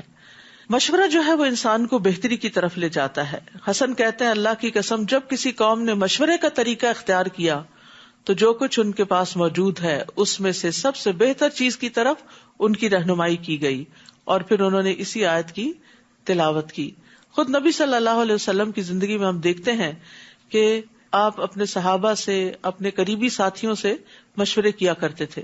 ابن عمر کہتے ہیں کہ مسلمان جب مدینہ آئے تو نماز کے لیے نماز کے وقت کا اندازہ کر کے جمع ہوتے تھے، یعنی سورج کے ڈھلنے وغیرہ کو دیکھ کے. اس وقت نماز کے لیے اعلان نہیں ہوتا تھا. تو ایک دن مسلمانوں نے اس بارے میں گفتگو کی کہ کچھ سوچنا چاہیے کہ اعلان ہو نماز کا. بعض نے کہا عیسائیوں کی طرح ناقوس بنا لو، بعض نے کہا یہودیوں کی طرح بگل بنا لو اور ایک نرسنگا رکھ لیا جائے. حضرت عمر نے کہا تم ایسا آدمی کیوں نہیں مقرر کر دیتے جو نماز کی اطلاع دے؟ تو رسول اللہ صلی اللہ علیہ وسلم نے فرمایا اے بلال اٹھو اور نماز کے لیے پکارو. حالانکہ یہ ایک عبادت ہے، لیکن اس میں بھی نبی صلی اللہ علیہ وسلم نے ساتھیوں سے مشورہ کیا. اور پھر اس میں ایک بہت بڑا فائدہ یہ ہوتا ہے کہ جو لوگ مشورے میں شریک ہوتے ہیں وہ اپنے آپ کو اہم سمجھتے ہیں کہ ہمیں امپورٹنس دی گئی ہے، اور یہ چیز ٹیم کو مضبوط کرتی ہے. اسی طرح جتنے لوگ مشورہ دینے میں شامل ہوتے ہیں ان کے اندر ایک مضبوط احساس ذمہ داری پیدا ہو جاتا ہے کہ ہمیں اس کام کو اب مل کے نبھانا بھی ہے. لوگوں کے اندر ایک موٹیویشن کا لیول آتا ہے، اور گروپ کے اندر جو تجربہ کار لوگ ہوتے ہیں ان کے مشورے سے کوئی بہتر فیصلہ ہوتا ہے. اور پھر یہ ہے کہ باہمی موافقت بھی بڑھتی ہے اور ایک دوسرے سے انڈرسٹینڈنگ بڑھتی ہے، ایک دوسرے کا نقطہ نظر پتہ چلتا ہے، اور سب کا مشورہ لینے کے بعد جو فیصلہ کیا جاتا ہے وہ زیادہ بہتر فیصلہ ہوتا ہے. اور جب ان پر زیادتی ہوتی ہے تو وہ بدلہ لے لیتے ہیں، اور برائی کا بدلہ ویسی ہی برائی ہے. پھر جو کوئی معاف کر دے اور صلح کر لے تو اس کا اجر اللہ کے ذمہ ہے، وہ ظالموں کو قطعاً پسند نہیں کرتا. اور جو شخص ظلم ہونے کے بعد بدلہ لے لے تو اس پر کوئی الزام نہیں ہے. ظالموں سے درگزر کرنا انتقام لینے سے افضل ہے، کیونکہ معاف کرنا اللہ تعالیٰ کی محبوب صفت ہے. انک عفو تحب العفو فاعف عنی، اللہ تو معاف کرنے والا ہے، معافی کو پسند کرتا ہے، تو مجھے معاف کر دے. نبی صلی اللہ علیہ وسلم اپنی ذات کے لیے کسی سے انتقام نہیں لیتے تھے، لیکن اگر کوئی اللہ کی حد ٹوٹتی تھی تو وہاں پر آپ انتقام لیتے تھے. تو اس کا مطلب یہ ہے کہ اگر کوئی چیز پرسنل آپ کو نقصان دے رہی ہے تو اس پہ آپ معاف کر سکتے ہیں، لیکن اگر کوئی اجتماعیت کو نقصان دے رہی ہے تو آپ ڈسپلن بھی کر سکتے ہیں. تو معاف کرنے سے بڑا فائدہ کیا ہوتا ہے؟ اللہ تعالیٰ معاف کر دیتا ہے. نبی صلی اللہ علیہ وسلم نے منبر پر فرمایا رحم کرو تم پہ رحم کیا جائے گا، تم معاف کر دو اللہ تمہیں معاف کر دے گا. انما السبیل علی الذین یظلمون الناس، الزام تو ان لوگوں پر ہے جو لوگوں پر ظلم کرتے ہیں اور زمین میں ناحق زیادتی کرتے ہیں. ایسے ہی لوگوں کے لیے دردناک عذاب ہے. یعنی ظالم جو ہے وہ عذاب کا پھر مستحق بن جاتا ہے. اگرچہ دنیا میں لوگ اس کو معاف کر دیں یا بدلہ نہ بھی لے، لیکن قیامت کے دن اس کی پکڑ ہوگی. اور جو شخص صبر کرے اور معاف کر دے تو یہ بڑی ہمت کا کام ہے. یعنی صبر کرنا اور زیادتی کرنے والوں سے درگزر کرنا بہت بڑے حوصلے کی بات ہے، بڑے لوگوں کا کام ہے. یہ چھوٹے دل والوں اور چھوٹوں کا کام نہیں ہے. اور جسے اللہ گمراہ کر دے تو اس کے بعد اس کا کوئی کارساز نہیں. اور آپ ظالموں کو دیکھیں گے کہ جب وہ عذاب دیکھیں گے تو کہیں گے کہ کیا واپس پلٹنے کی بھی کوئی راہ ہے. اور آپ دیکھیں گے کہ جب انہیں اس دوزخ پر پیش کیا جائے گا تو ذلت کے مارے جھکے ہوئے چھپی ہوئی نگاہوں سے دیکھ رہے ہوں گے.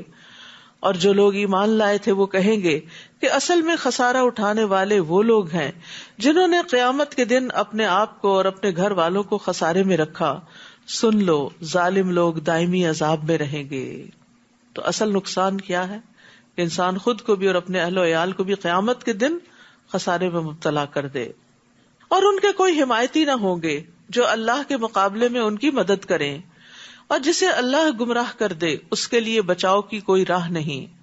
اس دن کے آنے سے پہلے پہلے اپنے رب کا حکم مان لو جس کے ٹلنے کی کوئی صورت اللہ کی طرف سے نہیں. اس دن تمہارے لیے کوئی جائے پناہ نہ ہوگی اور نہ تم انکار کر سکو گے. یعنی انسان کو عمل اس وقت سے پہلے کر لینا چاہیے. آج عمل کا وقت ہے، کل جزا کا وقت ہے. پھر اگر وہ منہ موڑے یعنی عمل نہ کرے تو ہم نے آپ کو ان پر نگران بنا کر نہیں بھیجا. ہر شخص اپنے اپنے کام کا خود ذمہ دار ہے. آپ کے ذمے تو صرف پہنچا دینا ہے. اور جب ہم انسان کو اپنی رحمت کا مزہ چکھاتے ہیں تو وہ پھول جاتا ہے. اور اگر انہی کی بد عملیوں کے سبب کوئی تکلیف پہنچے تو اس وقت ناشکرا ہی ثابت ہوا ہے. للہ ملک السماوات والارض، آسمانوں اور زمین کی بادشاہت اللہ کے لیے ہے. وہ جو چاہے پیدا کرتا ہے، جسے چاہے لڑکیاں عطا کرتا ہے اور جسے چاہے لڑکے. بیٹیوں کا ذکر یہاں پہلے کیا گیا ہے. بیٹیوں کی تربیت کرنا اور ان سے اچھا سلوک کرنا یہ بہت بڑے نیک اعمال میں سے ہے. یا لڑکے اور لڑکیاں ملا کر دیتا ہے اور جسے چاہے بانجھ بنا دیتا ہے. یقیناً وہ سب کچھ جاننے والا، قدرت والا ہے. اب دیکھیے کہ اللہ تعالیٰ نے مختلف طرح کے انسان پیدا کیے. آدم علیہ السلام جن کے ماں اور باپ دونوں نہیں تھے، حوا علیہ السلام جن کی ماں نہیں تھی، وہ حضرت آدم سے پیدا ہوئی تھی. پھر سارے انسان جن کے ماں باپ ہوتے. پھر عیسیٰ علیہ السلام جن کے باپ نہیں تھے اور ماں تھی. تو یہ سب اللہ کی قدرت کی نشانیاں ہیں. وہ جیسے چاہے پیدا کر سکتا ہے کیونکہ وہی خلاق عظیم ہے. اور کسی انسان کے لیے ممکن نہیں کہ وہ اللہ سے روبرو بات کرے، آمنے سامنے. البتہ یہ وحی کی صورت میں یا پردے کے پیچھے سے ہو سکتی ہے، یا وہ کوئی فرشتہ بھیجتا ہے اور وہ اللہ کے حکم سے جو چاہتا ہے وہی کرتا ہے. وہ یقیناً بلند اور حکمت والا ہے. اور اسی طرح ہم نے اپنے حکم سے ایک روح آپ کی طرف وحی کی. اس سے پہلے آپ نہیں جانتے تھے کہ کتاب کیا چیز ہے، ایمان کیا ہوتا ہے، لیکن ہم نے اس روح کو ایک روشنی بنا دیا. ہم اپنے بندوں میں سے جسے چاہیں اس روشنی سے راہ دکھا دیتے ہیں، اور بلا شبہ آپ سیدھی راہ کی طرف رہنمائی کر رہے ہیں. تو یاد رکھیے یہ روح کیا ہے، یہ وحی ہے، قرآن ہے. قرآن دلوں کا موسم بہار ہے. جس طرح بارش برستی ہے تو زمین پھبک اٹھتی ہے، اسی طرح دل پہ وحی کی بارش ہوتی ہے تو دل کھل اٹھتا ہے. اور ویسے بھی تلاوت کا اہتمام جو ہے وہ انسان کے لیے آسمان میں باعث رحمت اور زمین میں باعث تذکرہ ہے. صراط اللہ الذی لہ ما فی السماوات و ما فی الارض الا الی اللہ تصیر الامور. اس اللہ کی راہ کی طرف جو آسمانوں اور زمین میں موجود ہر چیز کا مالک ہے. یاد رکھو سارے معاملات ہی اللہ کی طرف لوٹتے ہیں.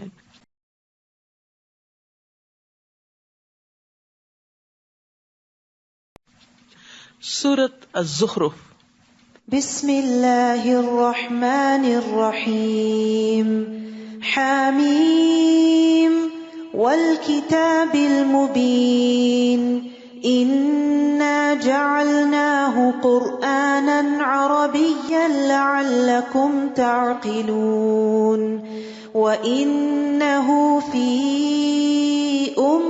الكتاب لدينا لعلي حكيم.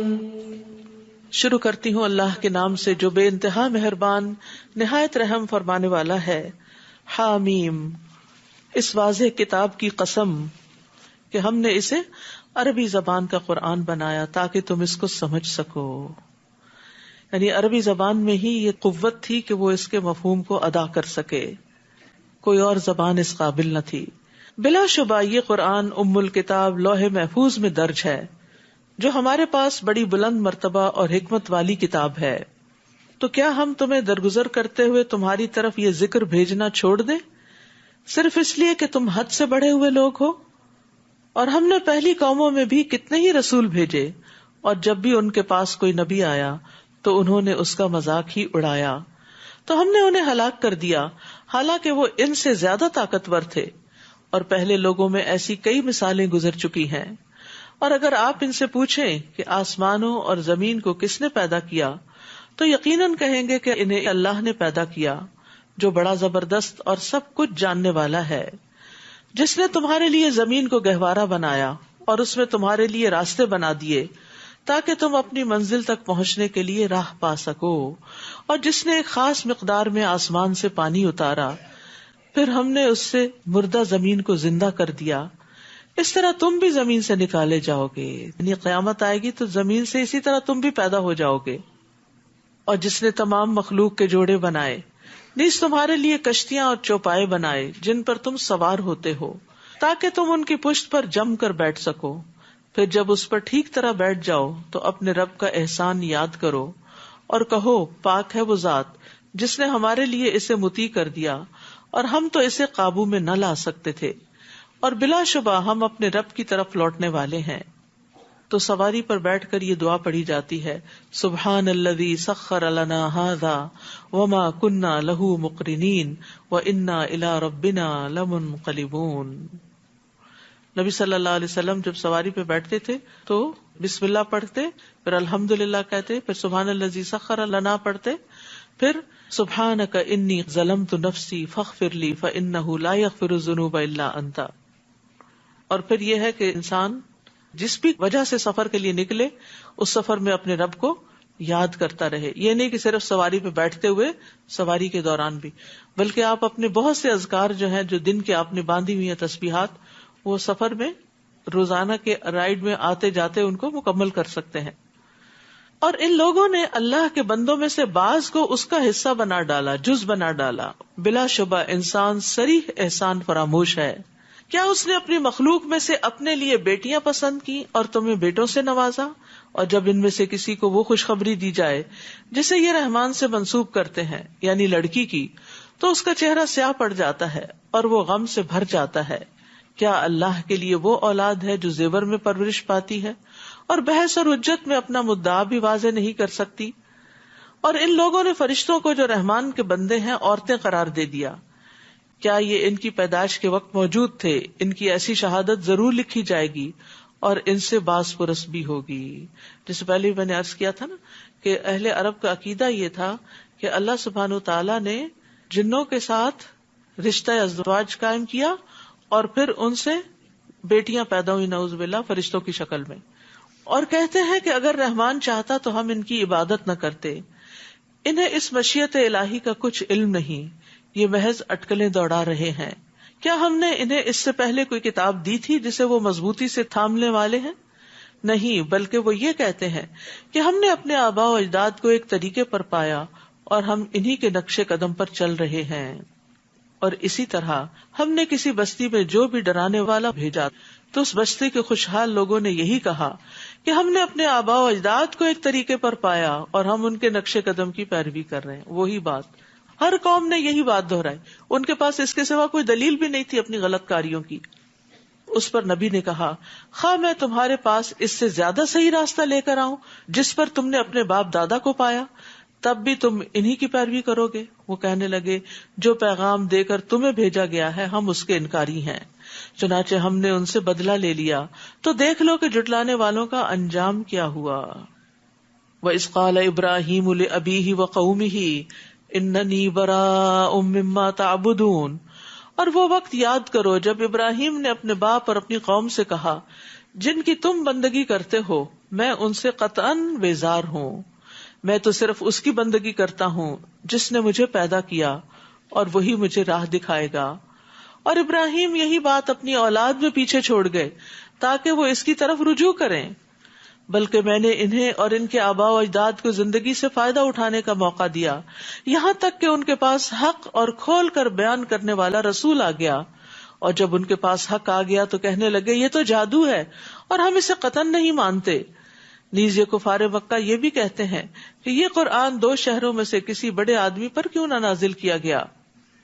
کیا آپ کے رب کی رحمت کو تقسیم کرنے والے یہ لوگ ہیں؟ دنیا کی زندگی میں ان کے سامان معیشت کو ان کے درمیان ہم نے تقسیم کیا ہے، اور کچھ لوگوں کو دوسروں پر فوقیت بھی دی ہے تاکہ وہ ایک دوسرے سے خدمت لے سکیں، اور آپ کے رب کی رحمت اس چیز سے بہتر ہے جو یہ جمع کر رہے ہیں. تو اس سے کیا پتہ چلتا ہے کہ اللہ سبحانہ تعالیٰ نے لوگوں میں فرق رکھا ہے. نحن قسمنا بینہم معیشتہم فی الحیات الدنیا ورفعنا بعضہم فوق بعض درجات. تو اس سے ایک بات یہ پتہ چلتی ہے کہ اللہ کے ہاتھ میں ہی دین و دنیا کی دولت ہے. رسول اللہ صلی اللہ علیہ وسلم نے فرمایا یقیناً اللہ نے تمہارے درمیان تمہارے اخلاق کو اسی طرح تقسیم کیا ہے جس طرح تمہارے درمیان تمہارا رزق تقسیم کیا ہے. اور بے شک اللہ دنیا اس کو بھی دیتا ہے جس سے وہ محبت کرتا ہے، اور اس کو بھی دیتا ہے جس سے وہ محبت نہیں کرتا، لیکن ایمان صرف اس کو دیتا ہے جس سے وہ محبت کرتا ہے، اور جس کے لیے اللہ چاہتا ہے اس کو دین کی سمجھ عطا کرتا ہے. اور یہاں بعض کو بعض کا خدمت گار بنا دیا تو یہ بھی اللہ تعالیٰ کی حکمت اور مسئلے سے ہے، یعنی ہر کوئی ایک دوسرے کے کام آئے. اگر ایک ہی شخص کو ساری کیپیبلٹیز مل جاتی تو پھر تو وہ سرکش ہو جاتا، وہ تو الہ ہونے کو ڈکلیئر کر دیتا. لیکن اللہ تعالیٰ نے انسانوں کے اندر جو کمزوریاں رکھی اور خادموں کو جو انسان کا ماتحت کر دیا، یہ سب انسان کے لیے ایک نشانیاں ہیں. اور اگر یہ اندیشہ نہ ہوتا کہ تمام لوگ ایک ہی دین یعنی کفر کی طرف مائل ہو جائیں گے تو ہم رحمان کے ساتھ کفر کرنے والوں کے گھروں کی چھتیں اور سیڑھیاں جن پہ وہ چڑھتے ہیں اور ان کے گھروں کے دروازے اور تخت جن پہ تکیے لگاتے ہیں، یہ سب چیزیں چاندی کی اور بعض سونے کی بنا دیتے. بعض اور بعض کیوں، فرق کیوں؟ کیونکہ ورائٹی میں خوبصورتی ہوتی. صرف ایک ہی چیز جو ہوتی ہے وہ انسان اس سے تھک بھی جاتا ہے، تو سونا اور چاندی اس لیے دونوں کا ذکر آتا ہے. یہ سب کچھ محض دنیا کی زندگی کا سامان ہے، اور آخرت آپ کے رب کے ہاں صرف متقین کے لیے ہے. یعنی دنیا میں اگر کسی کو زیادہ بھی مل گیا اور دوسروں کو اس کے مقابلے میں کم ملا تو اس سے کوئی فرق نہیں پڑتا، کیونکہ یہ سب کچھ تو چلا جانے والا ہے. اصل میں چیز وہ بہتر ہے جو باقی رہنے والی ہے. وَمَن يَعْشُ عَن ذِكْرِ الرَّحْمَنِ نُقَيِّضْ لَهُ شَيْطَانًا فَهُوَ لَهُ قَرِينٌ. اور جو شخص رحمان کے ذکر سے آنکھیں بند کر لیتا ہے ہم اس پر ایک شیطان مسلط کر دیتے ہیں جو اس کا ساتھی بن جاتا ہے. اللہ اکبر. تو جو اللہ کی یاد سے منہ پھیرتا ہے، اللہ کو یاد نہیں کرتا، تو پھر اللہ سبحانہ وتعالی شیطان کو اس کے پیچھے لگا دیتے ہیں. ابن قیم کہتے ہیں جب انسان صبح اور شام کرے اور اس کی پریشانی صرف ایک اللہ کی ذات ہو تو اللہ تعالیٰ اس کی ساری ضرورتوں کو اپنے ذمے لے لیتا ہے، اور ہر وہ چیز جو اسے پریشان کرے اسے بھی اپنے ذمے لے لیتا ہے، اور اس کے دل کو اپنی محبت کے لیے، اس کی زبان کو اپنے ذکر کے لیے اور اس کے اعضاء کو اپنی اطاعت کے لیے فارغ کر دیتا ہے. اور اگر وہ صبح شام اس حال میں کرتا ہے کہ دنیا ہی بس اس کی پریشانی ہے تو اللہ تعالیٰ اس کی پریشانی، غم اور تکلیفوں کو اس پہ لاد دیتا ہے اور اسے اس کے نفس کے حوالے کر دیتا ہے. اس کے دل کو اپنی محبت سے مخلوق کی محبت کی طرف پھیر دیتا ہے.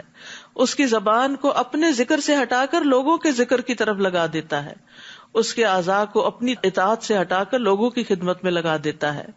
تو وہ اس طرح مشقت اٹھاتا ہے جس طرح جنگلی جانور دوسروں کی خدمت میں مشقت اٹھاتے ہیں. تو وہ اس بھٹی کی طرح ہو جاتا ہے جس کے پیٹ میں ہوا بھر دی جاتی ہے، پھر اس کی پسلیوں سے اس ہوا کو دوسروں کے فائدے کے لیے نچوڑ دیا جاتا ہے. یعنی ہر حال میں اس کو مشقت ہی مشقت ہوتی ہے. تو جو شخص اللہ کی عبودیت، اس کی اطاعت، اس کی محبت، اس کی خدمت سے روگردانی کرتا ہے تو وہ مخلوق کی عبودیت اور خدمت پہ لگ جاتا ہے. کیونکہ اللہ تعالیٰ فرماتے ہیں وَمَن يَعْشُ عَن ذِكْرِ الرَّحْمَنِ نُقَيِّضْ لَهُ شَيْطَانًا فَهُوَ لَهُ قَرِينٌ وَإِنَّهُمْ لَيَصُدُّونَهُمْ عَنِ السَّبِيلِ وَيَحْسَبُونَ أَنَّهُمْ مُهْتَدُونَ. اور ایسے شیطان انہیں سیدھی راہ سے روک دیتے ہیں جبکہ وہ یہ سمجھ رہے ہوتے ہیں کہ وہ ٹھیک راستے پہ چلے جا رہے ہیں. جب دنیا کی کثرت انسان کو اللہ کے ذکر سے غافل کرتی ہے تو پھر کیا ہوتا ہے؟ انسان دنیا میں پھنس جاتا ہے اور فرشتے وغیرہ ان سے دور ہو جاتے ہیں اور شیطان ان کے ساتھ لگ جاتے ہیں.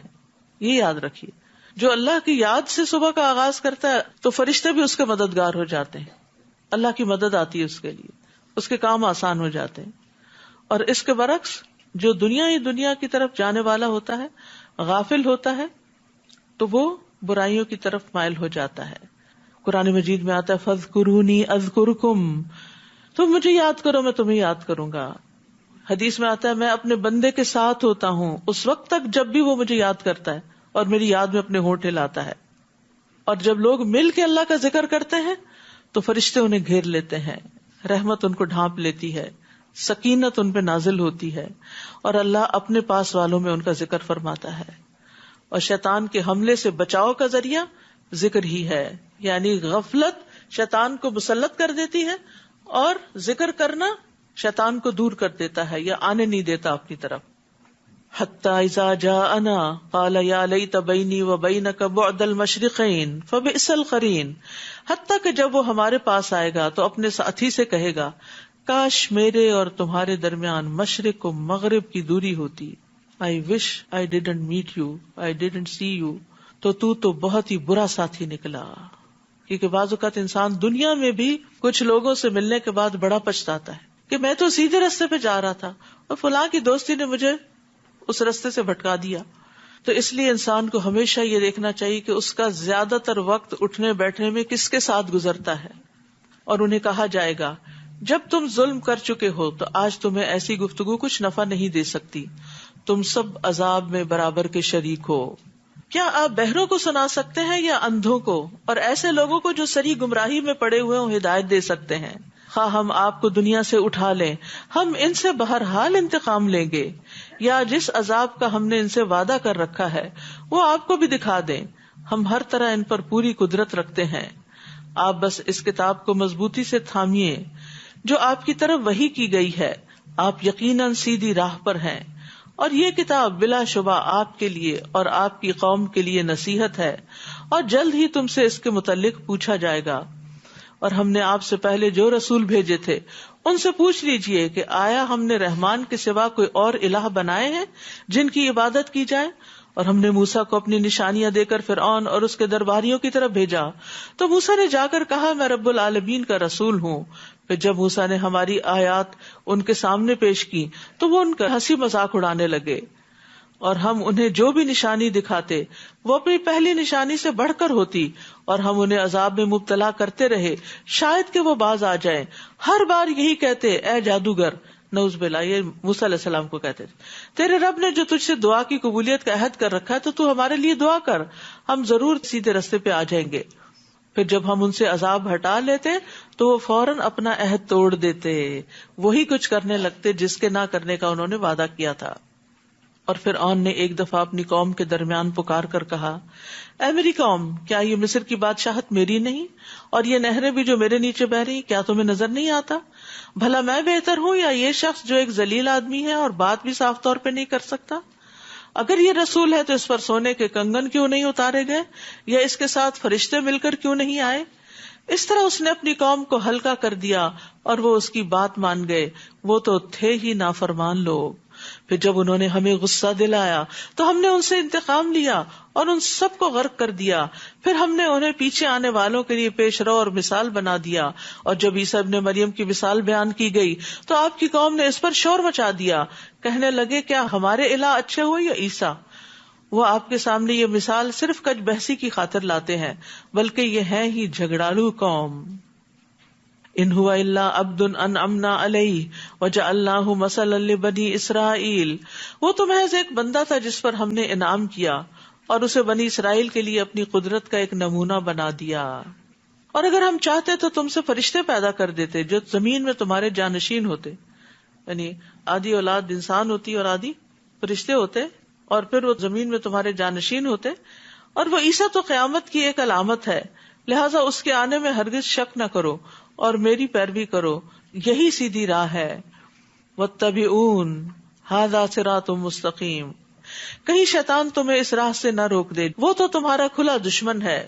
اور جب عیسیٰ صریح نشانیاں لے کر آئے تھے تو کہا میں تمہارے پاس حکمت کی باتیں لایا ہوں، اور اس لیے بھی تاکہ تم پر بعض وہ باتیں واضح کر دوں جن میں تم اختلاف کرتے رہے ہو، لہٰذا اللہ سے ڈرو اور میری اطاعت کرو۔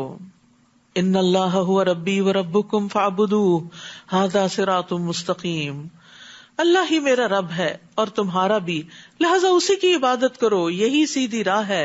عیسیٰ علیہ السلام کا پیغام ہے یہ۔ پھر ان میں سے کئی گروہوں نے آپس میں اختلاف کیا، بس ایسا ظلم کرنے والوں کے لیے دردناک دن کے عذاب سے تباہی ہے۔ کیا یہ لوگ اب اس انتظار میں ہیں کہ ان پر یکدم قیامت آ جائے اور انہیں خبر بھی نہ ہو؟ الاخلاء یومئذ بعضهم لبعض عدو الا المتقین، اس دن پرہیزگاروں کے علاوہ سب دوست ایک دوسرے کے دشمن بن جائیں گے۔ دوست وہ ہوتا ہے نا جو ہمیشہ ساتھ دیتا ہے، اگر کوئی مشکل وقت میں آپ کا ساتھ نہیں دیتا تو وہ پھر دوست نہیں ہو سکتا، لیکن متقین کے علاوہ انسان جس کو بھی دوست بناتا ہے وہ دوستی صرف دنیا کی حد تک ہے، صرف اللہ کے لیے کی گئی دوستی ہمیشہ باقی رہے گی، ہمیشہ ہمیشہ۔ وہ جنت میں بھی خوشی دے گی، وہاں بھی دوست ایک دوسرے سے مل کے انجوائے کریں گے۔ تو اللہ کی خاطر دوستی جو ہے ایمان کا مضبوط کڑا ہے۔ رسول اللہ صلی اللہ علیہ وسلم نے فرمایا ایمان کا سب سے مضبوط کڑا اللہ کی خاطر محبت اور اللہ کی خاطر بغض ہے۔ یہ کیوں اتنا مضبوط ہے؟ کیونکہ اچھے دوستوں کی کمپنی میں انسان کا ایمان بڑھتا ہے، تقویٰ بڑھتا ہے، انسان آگے بڑھتا ہے نیکی کے راستوں میں، ایمان مضبوط ہوتا چلا جاتا ہے۔ جیسے ایک صحابی نے دوسرے سے کہا تھا نا، آؤ ایک گھڑی مل کر ایمان لے آتے ہیں، تو کیا مطلب تھا ان کا؟ آؤ مل بیٹھ کے ذرا اللہ کی باتیں کرتے ہیں تاکہ ہمارا ایمان بڑھ جائے۔ جیسے موسیٰ علیہ السلام نے ہارون علیہ السلام کو مانگا تھا کہ نسبحک کثیرا ونذکرک کثیرا، تو ایک دوسرے کے ساتھ مل بیٹھ کے اللہ کی باتیں کرنا اور اللہ کو یاد کرنا یہ ایمان کو بڑھاتا ہے۔ تو اس لیے اچھے دوستوں اور اچھی مجلسوں کا اہتمام ہمیشہ جاری رہنا چاہیے۔ رسول اللہ صلی اللہ علیہ وسلم نے فرمایا ایمان کا سب سے مضبوط کڑا اللہ کی خاطر محبت اور اللہ کی خاطر بغض ہے۔ ایک شخص رسول اللہ صلی اللہ علیہ وسلم کی خدمت میں حاضر ہوا اور عرض کیا، یا رسول اللہ، آپ کا اس شخص کے بارے میں کیا ارشاد ہے جو کچھ لوگوں سے محبت کرتا ہے لیکن ان سے مل نہیں سکا؟ جیسے ہم لوگ صحابہ سے محبت کرتے ہیں لیکن ہماری ملاقات تو نہیں ہوئی۔ آپ نے فرمایا کہ انسان اسی کے ساتھ ہے جس سے وہ محبت کرتا ہے۔ قیامت کے دن ایسے لوگ عرش کا سایہ پانے والے ہوں گے۔ اللہ تعالیٰ فرمائے گا، این المتحابون بجلالی، میرے جلال کی خاطر آپس میں محبت کرنے والے آج کہاں ہیں؟ آج کے دن میں ان کو اپنے سائے میں رکھوں گا، جس دن میرے سائے کے علاوہ کوئی سایہ نہیں۔ وہ قیامت کے دن نور کے ممبروں پر ہوں گے۔ ابو مسلم خولانی کہتے ہیں کہ میں نے معاذ رضی اللہ عنہ سے کہا، میں اللہ کی خاطر آپ سے محبت کرتا ہوں۔ تو انہوں نے مجھے اپنی طرف کھینچا اور کہا، تم نے کیا کہا؟ میں نے کہا، میں اللہ کی خاطر آپ سے محبت کرتا ہوں۔ انہوں نے کہا، میں نے رسول اللہ صلی اللہ علیہ وسلم کو فرماتے ہوئے سنا، آپ اپنے رب سے روایت کرتے ہیں کہ اللہ کی خاطر محبت کرنے والے قیامت کے دن نور کے ممبروں پر رونق افروز ہوں گے، عرش کے سائے کے نیچے ہوں گے، جس دن اس سائے کے سوا کوئی سایہ نہ ہوگا۔ کہتے ہیں میں وہاں سے نکل کر عبادہ بن صامت کے پاس آیا اور معاذ بن جبل والی حدیث بیان کی، تو انہوں نے کہا، میں نے رسول اللہ صلی اللہ علیہ وسلم کو اپنے رب عز و جل سے روایت کرتے ہوئے سنا، میری محبت ان لوگوں کے لیے طے شدہ ہے جو میری وجہ سے ایک دوسرے سے محبت کرتے ہیں، میری محبت ان لوگوں کے لیے طے شدہ ہے جو میری وجہ سے ایک دوسرے پر خرچ کرتے ہیں، میری محبت ان لوگوں کے لیے طے شدہ ہے جو میری وجہ سے ایک دوسرے سے ملاقات کرتے ہیں، اور اللہ کی خاطر محبت کرنے والے نور کے ممبروں پر ہوں گے، عرش کے سائے تلے ہوں گے، جس دن اس سائے کے سوا کوئی سایہ نہ ہوگا۔ لہٰذا ہمیں جیسے اپنے دل کو صاف کرنا چاہیے، اپنی عبادات کو خالص کرنا چاہیے اللہ کے لیے، اپنے عقائد کو، اسی طرح اپنی محبتوں کو بھی اللہ کے لیے خالص کر لینا چاہیے۔ دنیا کے نفع اور لالچ کے لیے کسی سے محبت نہ کریں، محبت کریں تو اللہ کی خاطر، اللہ کی رضا کے لیے۔ اور وہ کون سی محبت ہوتی ہے کہ جس سے اللہ کے لیے محبت کرتا ہے اس سے مل کر اس کا ایمان بڑھتا ہے۔ اگر آپ صرف ایک سلوگن بنا لیں کہ میں فلاں سے اللہ کے لیے محبت کرتی ہوں اور اس کے ساتھ بیٹھ کے جو دنیا بھر کی غیبت چغلی کر لیں، تو یہ دھوکہ دینا ہے، جھوٹ بولنا ہے، یہ اللہ کے لیے محبت نہیں ہوتی۔ کیونکہ جو لوگ اللہ کے لیے محبت کرتے نا، وہ صرف چاپلوسیاں نہیں کرتے، وہ صرف ایک دوسرے کی تعریف نہیں کرتے، وہ ایک دوسرے کی غلطی بھی بتاتے ہیں، وہ ایک دوسرے کو پکڑ کے بھی رکھتے ہیں۔ تو اللہ کی محبت کی پہچان بھی ہونی چاہیے۔ اے میرے بندو، آج نہ تمہیں کوئی خوف ہوگا نہ تم غمزدہ ہوگے، جو ہماری آیتوں پر ایمان لائے اور فرما بردار بن کر رہے۔ تم خود اور تمہاری بیویاں جنت میں داخل ہو جاؤ، وہاں تم خوش رکھے جاؤ گے. ان کے سامنے سونے کی پلیٹوں اور ساغر کا دور چلے گا. وہاں وہ سب کچھ موجود ہوگا جو دلوں کو بھائے گا اور آنکھوں کو لذت بخشے گا، اور وہاں تم ہمیشہ رہو گے. رسول اللہ صلی اللہ علیہ وسلم نے فرمایا ان کے برتن سونے کے ہوں گے، ان کی کنگھیاں سونے چاندی کی ہوں گی، ان کی انگیٹھیوں کا ایندھن عود کا ہوگا. مشروب اور برتن خود پاس چلے آئیں گے. ابو امامہ کہتے ہیں کہ جنت والوں میں سے ایک شخص جنت کی شرابوں میں سے ایک شراب کی صرف خواہش کرے گا تو برتن جیسے وہ جگ سا ہوتا ہے اس کے ہاتھ میں خود بخود آ جائے گا، وہ پی لے گا، برتن خود بخود اپنی جگہ واپس چلا جائے گا، اٹھ کے واپس نہیں رکھنا پڑے گا. ریموٹ کو بھی کنٹرول کرنا پڑتا ہے، یہ آٹو پہ ہے. یہی وہ جنت ہے جس کے تم وارث بنائے گئے ہو، ان اعمال کے عوض جو تم دنیا میں کرتے تھے. پھر عمل کی بات ہو گئی. جہاں جنت کی بات ہوتی ہے وہاں عمل کی بات ہوتی ہے. وہاں تمہارے لیے بہت سے میوے ہوں گے جنہیں تم کھاؤ گے، اور مجرم لوگ جہنم میں ہوں گے جہاں وہ ہمیشہ رہیں گے. ان سے عذاب کبھی کم نہ کیا جائے گا اور وہ اس میں مایوس ہو کر پڑے رہیں گے. استغفر اللہ. مایوسی دنیا میں بھی جس کو ہوتی ہے، ڈپریشن ہوتا ہے، وہ کتنے کرب سے گزرتا ہے. ساری نعمتوں کے ہوتے ہوئے جو دل کی تکلیف ہے وہ انسان کو بیزار کر دیتی ہے ہر چیز سے. تو کہاں جہاں تکلیف بھی ہو اور اوپر سے پھر مایوسی بھی ہو. اور ہم نے ان پر ظلم نہیں کیا بلکہ یہ خود ہی ظالم تھے.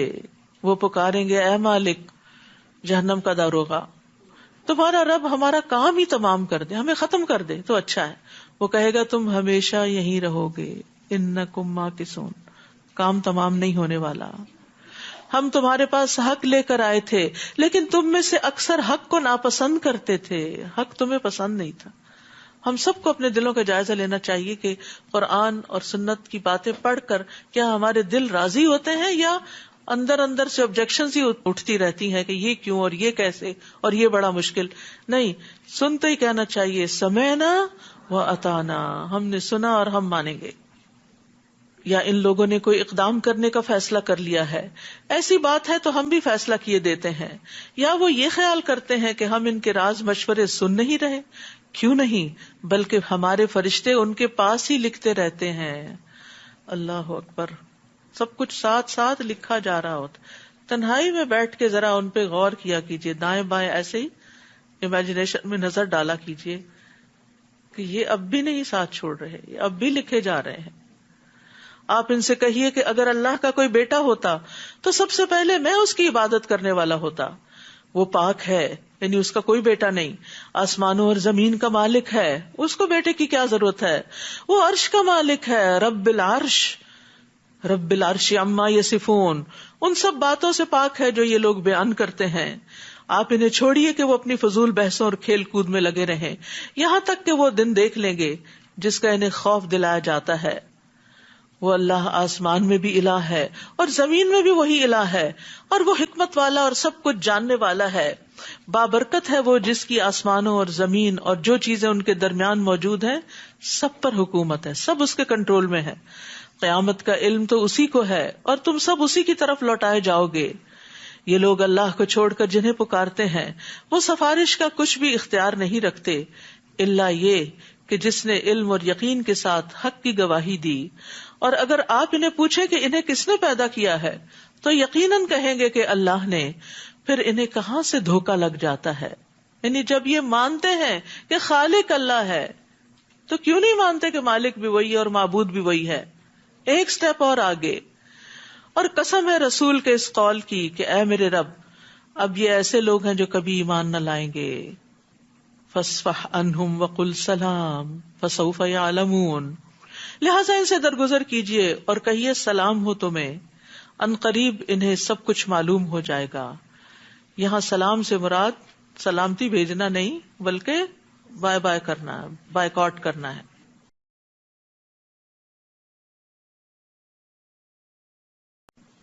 سورۃ الدخان. بسم اللہ الرحمن الرحیم. حامیم والکتاب المبین. حامیم، اس واضح کتاب کی قسم. انا انزلناہ فی لیلۃ مبارکۃ انا کنا منذرین، کہ ہم نے اسے خیر و برکت والی رات میں نازل کیا. لیلۃ مبارکہ کیونکہ ہمیں بلا شبہ اس سے خبردار کرنا مقصود تھا.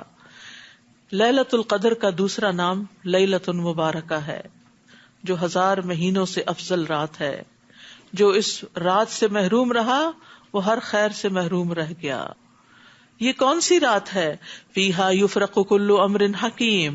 اس رات ہمارے حکم سے ہر معاملے کا حکیمانہ فیصلہ کر دیا جاتا ہے. یعنی یہ فیصلوں کی رات ہے.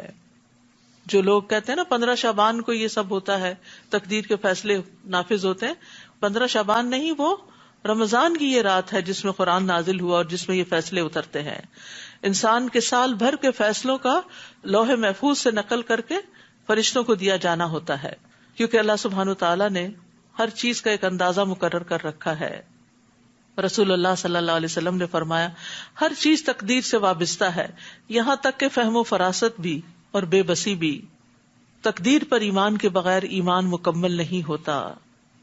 تقدیر کا انکار انسان کو جہنم میں پہنچا دیتا ہے. تو یہ ہمارے ایمان اور بیسک عقیدے کا ایک حصہ ہے، اس کا درست ہونا بھی ضروری ہے. بلا شبہ ہم ہی رسول بھیجنے والے ہیں، اور یہ آپ کے رب کی رحمت کی بنا پر تھا. بلا شبہ وہ سب کچھ سننے والا اور جاننے والا ہے. وہ آسمان و زمین اور جو کچھ ان کے درمیان موجود ہے سب چیزوں کا مالک ہے. اگر تم واقعی یقین کرنے والے ہو، اس کے سوا کوئی الہ نہیں. وہی زندہ کرتا ہے اور مارتا ہے. وہ تمہارا بھی رب ہے اور تمہارے پہلے آباء و اجداد کا بھی، بلکہ وہ اس معاملے میں شک میں پڑے کھیل رہے ہیں. سو آپ اس دن کا انتظار کیجئے جب آسمان سے صریح دھواں ظاہر ہوگا، یعنی قرب قیامت میں جو لوگوں پر چھا جائے گا. یہ دردناک عذاب ہوگا. اس وقت لوگ پکار اٹھیں گے، اے ہمارے رب ہم سے عذاب کو دور کر دے، ہم ایمان لاتے ہیں.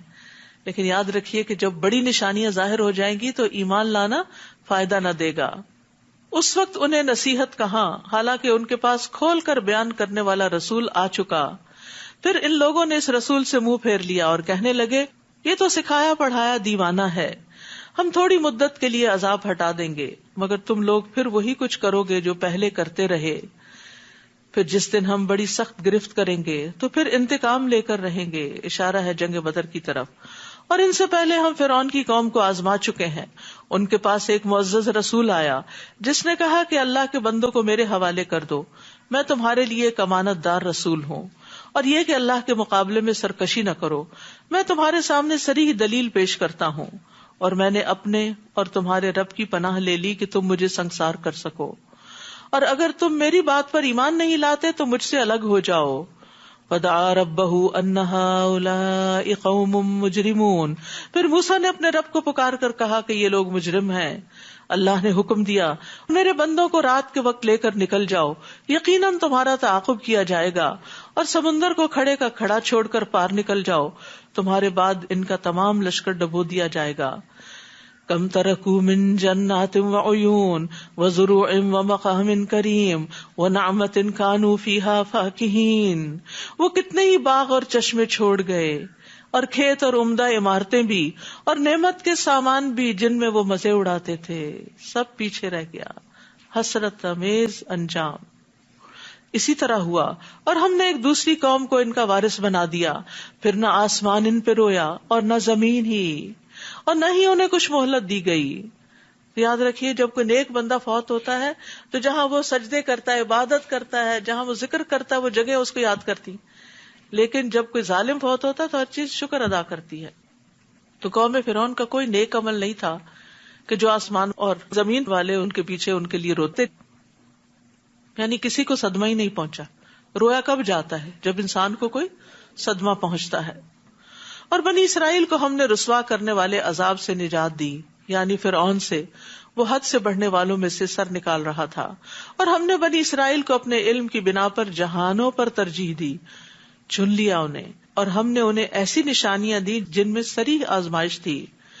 یہ لوگ تو یہ کہتے ہیں ہماری بس پہلی موت ہی ہے اور ہم دوبارہ اٹھائے نہیں جائیں گے.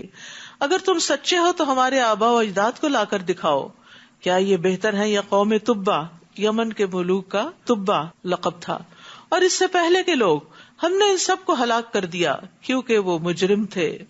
نیز ہم نے آسمانوں اور زمین کو اور جو چیزیں ان کے درمیان ہیں کھیل کے طور پہ پیدا نہیں کیا. یہ دنیا صرف انٹرٹینمنٹ کی جگہ نہیں ہے. بلکہ انہیں حقیقی مصلحت سے پیدا کیا ہے، لیکن اکثر لوگ یہ بات جانتے نہیں۔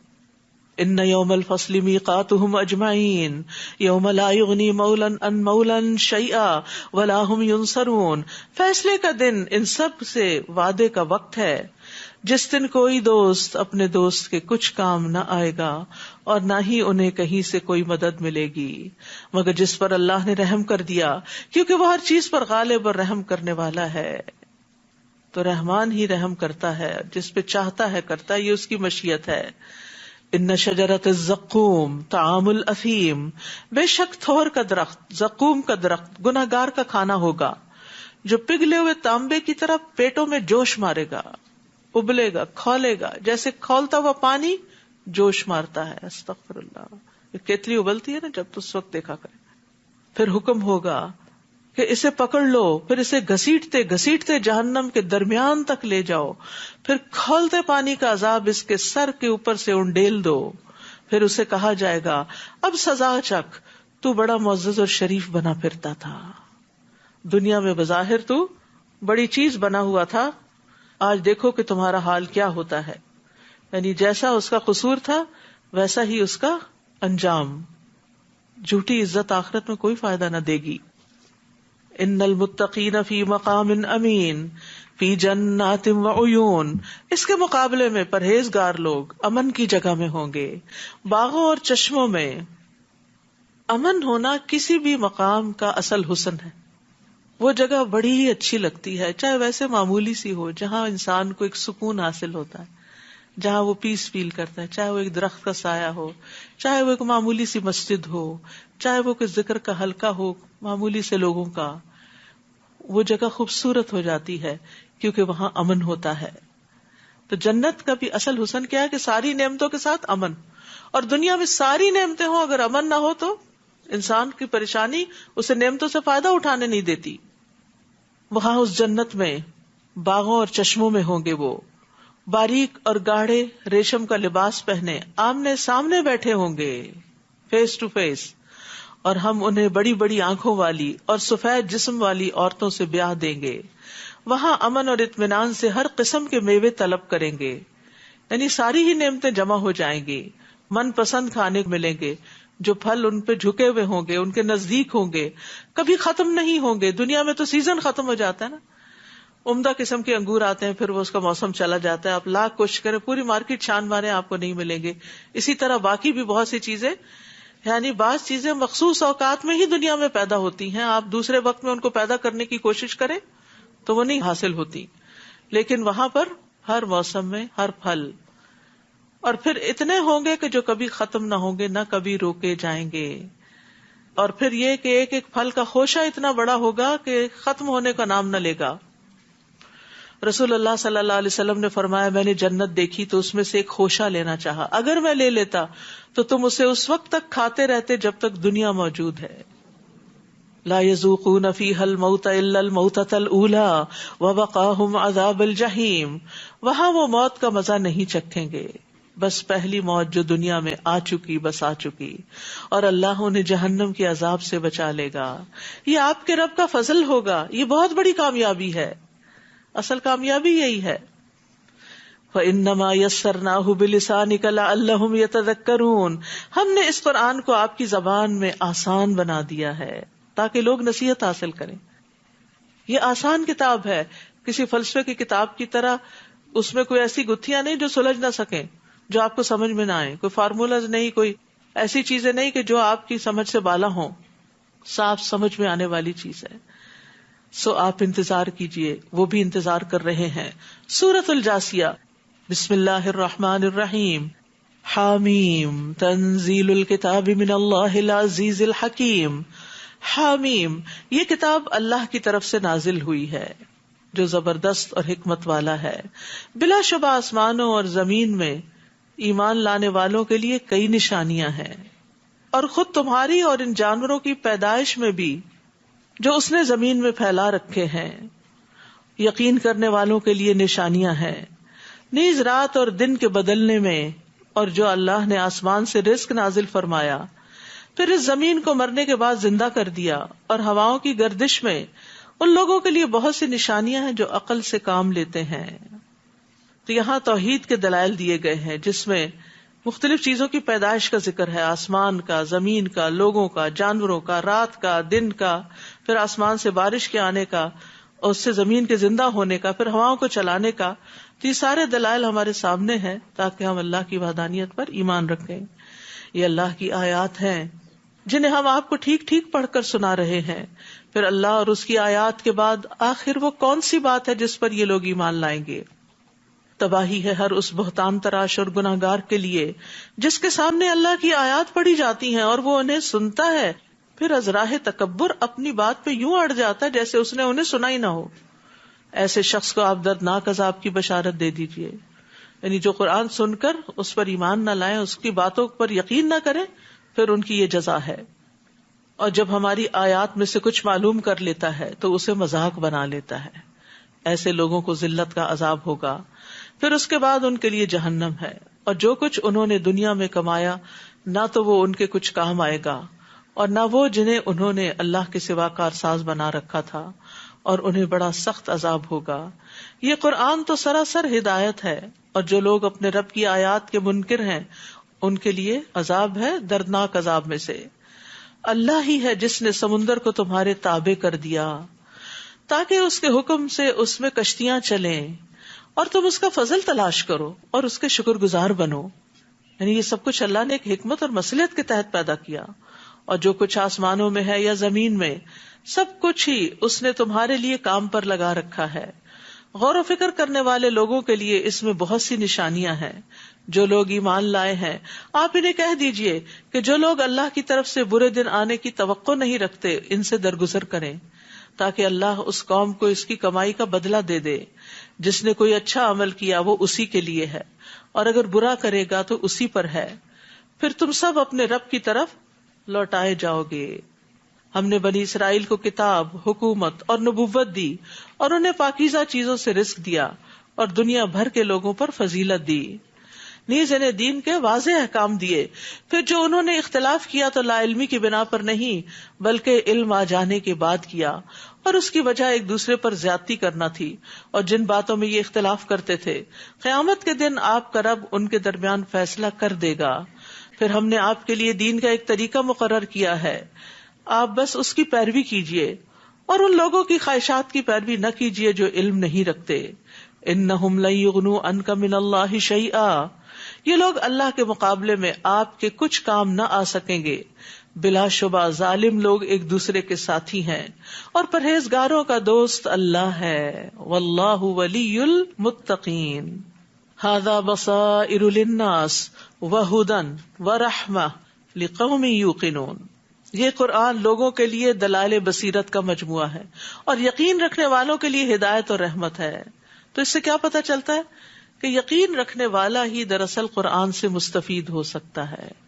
یقین بہت بڑی دولت ہے. اس کے بعد انسان کے اندر ایسی ڈٹرمینیشن آتی ہے کہ پہاڑ ادھر سے ادھر ہو سکتا ہے لیکن وہ اپنی جگہ سے نہیں ٹلتا. اس کے اندر استقامت پیدا ہو جاتی ہے. لیکن جس کو یہ یقین نہ ہو کہ اللہ کا کلام ہے اور اس کے ماننے یا نہ ماننے کے کچھ کانسیکوینسز ہیں تو پھر وہ اس کو سیریسلی نہیں لیتا. تو یقین کرنے والے جو ہیں ان کے لیے بصیرت بھی ہوتی ہے، وہ کچھ دیکھ لیتے ہیں جو عام لوگ نہیں دیکھ پاتے.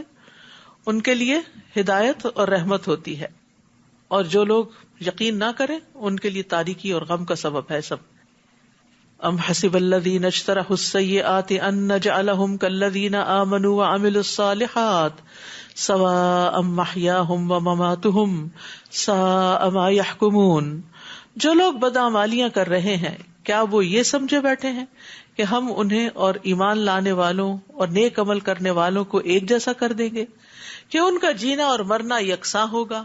یہ کیسا برا فیصلہ کر رہے ہیں. کتنی واضح آیت ہے کہ ایک طرف وہ لوگ ہیں جو اجترح السیئات ہیں اور دوسری طرف وہ ہیں جو عمل الصالحات ہیں. تو یہ دونوں الگ الگ کیٹیگری کے لوگ ہیں. دونوں کی نہ زندگی برابر ہے، نہ موت اور نہ موت کے بعد. دو الگ راستے ہیں، دو الگ ڈائریکشنز ہیں. انسان ایک ہی وقت میں اچھا اور برا کام نہیں کرتا، یا اچھا کرتا ہے یا برا کرتا ہے. یہ آیت جو ہے یہ عبادت گزاروں کو رلا دینے والی آیت ہے. ابراہیم بن اشعث کہتے ہیں میں نے فضیل بن ایاز کو دیکھا کہ وہ رات کے اول حصے سے اس کے آخر تک اس آیت اور اس جیسی آیات کو پڑھتے رہتے تھے. پھر وہ کہتے تھے کاش میں جان لیتا کہ دونوں گروہوں میں سے میں کس میں سے. کیونکہ نیک عمل صرف وہ نہیں ہوتا جو ظاہر میں بڑا اچھا لگ رہا ہو. کوئی آپ کو دیکھے آپ بہت اچھی نماز پڑھے, بہت اچھی قرات کر رہے ہیں, بہت بھاگ بھاگ کے لوگوں کے کام آتے ہیں, نہیں, یہ کافی نہیں ہے. دیکھا یہ جائے گا کہ اس کے پیچھے بنیاد کیا تھی, نیت کیا تھی, ارادہ کیا تھا, سوچ کیا تھی. یہ سامنے والا حصہ لوگ دیکھتے ہیں اور پیچھے والا صرف اللہ دیکھتا ہے. اس لیے بندے کو نہیں پتا چل سکتا کہ میں کہاں کھڑا ہوں. یہ اللہ ہی کو پتا ہے کہ کون کہاں پر ہے, کس مقام پر ہے. بظاہر جو ہماری غلطیاں ہوتی ہیں نا, ان کو تو لوگ بھی پوائنٹ آؤٹ کرتے رہتے ہیں. وہ بھی کہتے ہیں دیکھو نماز میں یہاں ہاتھ نہیں رکھو, یہاں رکھو, یہ رکوع اتنا کرو, سجدہ ایسے کرو, سلام ایسے پھیرو, شہادت کی انگلی اس طرح چلاؤ. یہ سب تو آپ کے دائیں بائیں والے بھی آپ کو بتا دیتے ہیں. لیکن آپ نے کس نیت اور ارادے سے نماز پڑھی تھی وہ تو ساتھ والا آپ کو کچھ بھی نہیں بتا سکتا. وہ آپ کے ظاہری خشوع سے بہت متاثر ہو سکتا ہے, لیکن آپ کے دل کی حالت اگر اس کو پتا چل جائے کہ آپ کیا کیا باتیں سوچ رہے تھے اس وقت کھڑے ہو کے, بظاہر آپ نے سر جھکایا ہوا تھا لیکن دماغ کہیں اور تھا, تو پھر یہ تو صرف اللہ کو پتا. اس لیے نیک لوگ کبھی بھی اپنے بظاہر کیے ہوئے نیک اعمال پہ راضی نہیں ہو جاتے, خوش نہیں ہوتے. وہ پھر بھی فکر کرتے ہیں کہ اللہ ان کو قبول کر لے. وَخَلَقَ اللَّهُ السَّمَاوَاتِ وَالْأَرْضَ بِالْحَقِّ وَلِتُجْزَىٰ كُلُّ نَفْسٍ بِمَا كَسَبَتْ وَهُمْ لَا يُظْلَمُونَ. اللہ نے آسمانوں اور زمین کو حقیقی مصلحت کے تحت پیدا کیا, ایک مقصد کے تحت پیدا کیا ہے, اور اس لیے بھی کہ ہر شخص کو اس کی کمائی کا بدلہ دیا جائے اور ان پر ظلم نہیں کیا جائے گا, یعنی آخرت میں. أَفَرَأَيْتَ مَنِ اتَّخَذَ إِلَٰهَهُ هَوَاهُ وَأَضَلَّهُ اللَّهُ عَلَىٰ عِلْمٍ وَخَتَمَ عَلَىٰ سَمْعِهِ وَقَلْبِهِ وَجَعَلَ عَلَىٰ بَصَرِهِ غِشَاوَةً فَمَن يَهْدِيهِ مِن بَعْدِ اللَّهِ أَفَلَا تَذَكَّرُونَ. بھلا آپ نے اس شخص کے حال پر کبھی غور کیا جس نے اپنی خواہش نفس کو الہ بنا رکھا ہے, یعنی اپنی ہی مرضی کو اپنا لیڈر بنا رکھا ہے, اسی کو فالو کرتا ہے اور اسی کو پوجتا ہے, اور اللہ نے علم کے باوجود اسے گمراہ کر دیا. یہ بہت خطرناک بات ہے. جو شخص خواہش نفس کا غلام ہو جائے اس کا علم بھی اس کو کوئی فائدہ نہیں دیتا, کیونکہ وہ علم کو پیچھے کر دیتا ہے. وہ جذبات سے مغلوب ہو کے غلط کام کرتا ہے, اور اس کے کان اور دل پر مہر لگا دی اور اس کی آنکھ پر پردہ ڈال دیا. اللہ کے بعد اب کون ہے جو اسے ہدایت دے سکے؟ کیا تم غور نہیں کرتے؟ تو اس آیت میں بھی خواہشات نفس کی پیروی کی بہت زیادہ مذمت کی گئی ہے. ابن عباس کہتے ہیں اللہ تعالیٰ نے جہاں بھی خواہش کا ذکر کیا اس کی مذمت ہی کی ہے. وہب کہتے ہیں جب تم دو کاموں کے بارے میں شک میں پڑ جاؤ کہ کون سا بہتر ہے, تو جو کام تمہاری خواہش سے زیادہ دور ہو اسی کو کر لو, وہ دونوں میں بہتر ہوگا. یعنی اپنی خواہش کے خلاف چلو تو وہ بہتر ہوگا.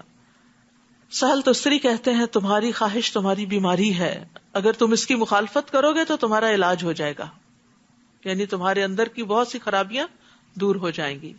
تو انسان کو ہر وہ بات نہیں مان لینی چاہیے جو بس دل میں آئی اور جس کا شوق چڑھ گیا اور وہ کر لیا. یہ بھی دیکھنا چاہیے کہ حقیقی فائدہ کس چیز میں ہے. اصل تو اللہ کو راضی کرنا مقصود ہے. وَقَالُوا مَا هِيَ إِلَّا حَيَاتُنَا الدُّنْيَا نَمُوتُ وَنَحْيَا وَمَا يُهْلِكُنَا إِلَّا الدَّهْرُ وَمَا لَهُم بِذَلِكَ مِنْ عِلْمٍ إِنْ هُمْ إِلَّا يَظُنُّونَ. یہ لوگ کہتے ہیں بس ہماری دنیا کی زندگی دراصل زندگی ہے, یہاں ہم مرتے اور جیتے اور زمانہ ہی ہمیں ہلاک کرتا ہے. إِلَّا الدَّهْرُ, اسی سے لفظ دہریہ نکلا ہے. جو ایتھیسٹ ہوتے ہیں ان کے لیے یہ لفظ عربی میں استعمال ہوتا ہے. حالانکہ ان باتوں کا انہیں کچھ علم نہیں, وہ محض گمان سے یہ باتیں کرتے ہیں. بس ان کا خیال ہے کہ کوئی پیدا کرنے والا نہیں, یہ سب کچھ خود بخود کام کر رہا ہے اور وقت آئے گا تو ہم ختم ہو جائیں گے, لوگ آتے ہیں اور چلے جاتے ہیں, بس ایسے نظام چل رہا ہے. تو سوچتے کیوں نہیں کہ آغاز کیسے ہوا تھا, اور پھر اس سے سوچتے کیوں نہیں کہ انجام کیا ہوگا. کیونکہ دیکھیں نا, کوئی بھی چیز ہو اس کا ایک آغاز ہوتا ہے, ایک انجام ہوتا ہے. اس دو سے وہ خالی نہیں ہوتی. کسی بھی چیز کے بارے میں سوچ لیں آپ کہ اس کی کوئی نہ کوئی بگننگ ضرور ہوتی اور اس کا کوئی نہ کوئی اینڈ ضرور ہوتا ہے. کوئی چیز بھی اس سے خالی نہیں. تو اس کائنات کی بگننگ کیا تھی, کس نے آغاز کیا؟ اور پھر اگر ہم مان لیتے کہ اللہ, تو پھر اللہ نے بتایا کہ اس کا ایک انجام بھی ہونے والا ہے. اور ایک یوم الدین بھی ہے، تو قیامت پر ایمان بھی اس کے لازم و ملزوم ہو جاتا ہے۔ اور جب ان پر ہماری واضح آیات پڑھی جاتی ہیں تو اس کے سوا ان کے پاس اور کوئی دلیل نہیں ہوتی کہ وہ یہ کہہ دیتے ہیں اگر تم سچے ہو تو ہمارے آباء و اجداد کو اٹھا لاؤ، مروں کو زندہ کر کے دکھاؤ۔ وہ تو اللہ ہی نے پیدا کیا، وہی مارتا ہے، وہی زندہ کرے گا، یہ ہم نے کب کہا کہ ہم زندہ کرنے والے ہیں؟ آپ انہیں کہیے اللہ ہی زندہ کرتا ہے، پھر وہی تمہیں موت دے گا، پھر قیامت کے دن تم سب کو جمع کرے گا جس کے آنے میں کوئی شک نہیں، لیکن اکثر لوگ جانتے نہیں۔ اب بھی دیکھیں دنیا کی اکثریت اپنے انجام سے غافل، بے خبر ہے کہ مرنے کے بعد کیا کچھ پیش آنے والا ہے، کچھ خبر نہیں۔ خود مسلمانوں کے اندر بہت سے لوگ ایسے ہیں جن کو نہیں پتا، تو ان کی تو کیا ہی بات ہے کہ جن کو کبھی ہوا بھی نہیں لگی ان چیزوں کی۔ آسمانوں اور زمین کی بادشاہی اللہ ہی کی ہے، اور جس دن قیامت قائم ہوگی اس دن باطل پرست خسارے میں پڑ جائیں گے، یعنی جو اس کو نہیں مانتے وہ نقصان اٹھائیں گے۔ اور آپ ہر گروہ کو گھٹنوں کے بل پڑا دیکھیں گے، ہر کوئی اللہ کے آگے عاجز ہوگا، ہر گروہ کو اس کے نام اعمال کی طرف بلایا جائے گا۔ آج تمہیں ان اعمال کا بدلہ دیا جائے گا جو تم کرتے رہے۔ ھذا کتابنا ینطق علیکم بالحق انا کنا نستنسخ ما کنتم تعملون، یہ ہمارا لکھوایا ہوا اعمال نامہ ہے جو تمہارے متعلق ٹھیک ٹھیک بیان کر دے گا جو کچھ تم عمل کیا کرتے تھے، بلا شبہ ہم ساتھ ساتھ انہیں لکھواتے جاتے تھے۔ نامہ اعمال رہے وہ لوگ جو ایمان لائے اور نیک عمل کیے تو اللہ انہیں اپنی رحمت میں داخل کرے گا، یہی واضح کامیابی ہے۔ اور جن لوگوں نے کفر کیا انہیں کہا جائے گا کیا تمہیں میری آیات پڑھ کر نہیں سنائی جاتی تھی مگر تم اکڑ گئے اور تم تھے ہی مجرم لوگ۔ اور جب تمہیں کہا جاتا کہ اللہ کا وعدہ سچا ہے اور قیامت کے آنے میں کوئی شک نہیں تو تم کہہ دیتے تھے ہم نہیں جانتے قیامت کیا چیز ہے، ہم تو اسے ایک ظنی چیز شمار کرتے ہیں، یعنی خیال ہے بس، یعنی خواب کی طرح ہے، اور ظنی چیز پر ہم یقین نہیں کر سکتے۔ اس وقت ان پر ان کے اعمال کی برائیاں ظاہر ہونے لگے گی، اور جس عذاب کا وہ مذاق اڑایا کرتے تھے وہ انہیں آ گھیرے گا، اور انہیں کہا جائے گا آج ہم تمہیں ایسے ہی بھلا دیں گے جیسے تم نے اس دن کی ملاقات کو بھلا دیا تھا، اور اب تمہارا ٹھکانہ دوزخ ہے اور تمہارا کوئی بھی مددگار نہیں۔ یہ اس لیے کہ تم اللہ کی آیات کا مذاق اڑایا کرتے تھے اور دنیا کی زندگی نے تمہیں دھوکے میں ڈال رکھا تھا، لہٰذا آج نہ انہیں دوزخ سے نکالا جائے گا اور نہ یہ کہا جائے گا کہ معذرت کر کے اپنے رب کو راضی کر لو۔ فَلِلَّهِ الْحَمْدُ رَبِّ السَّمَاوَاتِ وَرَبِّ الْأَرْضِ رَبِّ الْعَالَمِينَ، بس تعریف اللہ ہی کے لیے ہے جو آسمانوں اور زمین کا اور سارے جہانوں کا رب ہے۔ وَلَهُ الْكِبْرِيَاءُ فِي السَّمَاوَاتِ وَالْأَرْضِ وَهُوَ الْعَزِيزُ الْحَكِيمُ، آسمانوں اور زمین میں کبریائی اسی کے لیے ہے اور وہ زبردست ہے، حکمت والا ہے۔ یاد رکھیے یہ کبریائی، یہ بڑائی اللہ کا وصف ہے۔ رسول اللہ صلی اللہ علیہ وسلم نے فرمایا اللہ عز و جل فرماتا ہے بڑائی میرے اوپر کی چادر ہے اور عظمت میرے نیچے کی چادر ہے، چنانچہ جو کوئی ان میں سے کسی ایک کو بھی کھینچنے کی کوشش کرے گا تو میں اسے جہنم میں جھونک دوں گا۔ عبداللہ بن عمر رضی اللہ عنہ کہتے ہیں ایک دن رسول اللہ صلی اللہ علیہ وسلم نے ممبر پر یہ آیت تلاوت فرمائی وَالسَّمَاوَاتُ مَطْوِيَّاتٌ بِيَمِينِهِ سُبْحَانَهُ وَتَعَالَى عَمَّا يُشْرِكُونَ، اور کہنے لگے کہ اللہ تعالیٰ اپنی بزرگی خود بیان کرے گا اور کہے گا میں ہوں جبار، میں ہوں متکبر، میں ہوں بادشاہ، میں ہوں غالب۔ رسول اللہ صلی اللہ علیہ وسلم یہ بات بار بار دہرانے لگے، یعنی اللہ کی بڑائی بیان کرنے لگے، یہاں تک کہ آپ کی وجہ سے ممبر کانپنے لگا، یہاں تک کہ ہمیں اندیشہ ہونے لگا کہ کہیں نبی صلی اللہ علیہ وسلم نیچے نہ گر پڑے۔ یعنی اللہ کی بڑائی بیان کرنا اور اللہ کی بڑائی اور عظمت کو محسوس کرنا کوئی معمولی چیز نہیں ہے۔ اللہ تعالیٰ لیس کمثلہ شیء، سب سے بڑا ہے، وہو العلی العظیم ہے۔ جنت میں بھی اللہ تعالیٰ کے چہرے پر کبریائی کی چادر ہوگی۔ رسول اللہ صلی اللہ علیہ وسلم نے فرمایا جنت میں 2 باغ چاندی کے ہوں گے جن کے برتن اور تمام دوسری چیزیں چاندی کی ہوں گی، ہر چیز جو بھی یوٹینسل وغیرہ استعمال کی چیزیں ہیں، اور 2 سونے کے باغ ہوں گے جن کے تمام برتن اور دوسری چیزیں سونے کی ہوں گی، اور جنت عدن میں جنتیوں کے اپنے رب کے دیدار میں کوئی چیز رکاوٹ نہ ہوگی سوائے کبریائی کے چادر کے جو اس کے چہرے پر موجود ہوگی۔ تو اللہ کی بڑائی علم والے ہی جانتے ہیں، اور ہمیں اس کو یاد بھی رکھنا چاہیے اور محسوس بھی کرنا چاہیے. آخری 2 آیات کی تلاوت. فَلِلَّهِ الْحَمْدُ رَبِّ السَّمَاوَاتِ وَرَبِّ الْأَرْضِ رَبِّ الْعَالَمِينَ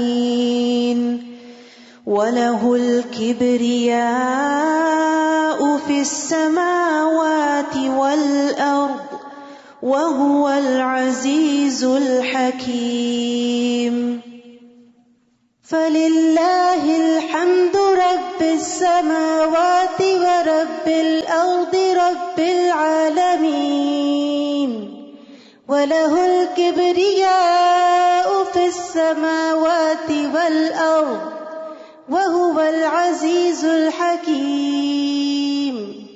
جس دن انسان اللہ کو بڑا سمجھ لیتا ہے، اس دن اس کے لیے اللہ تعالیٰ کے سارے احکامات پر عمل آسان ہو جاتا ہے.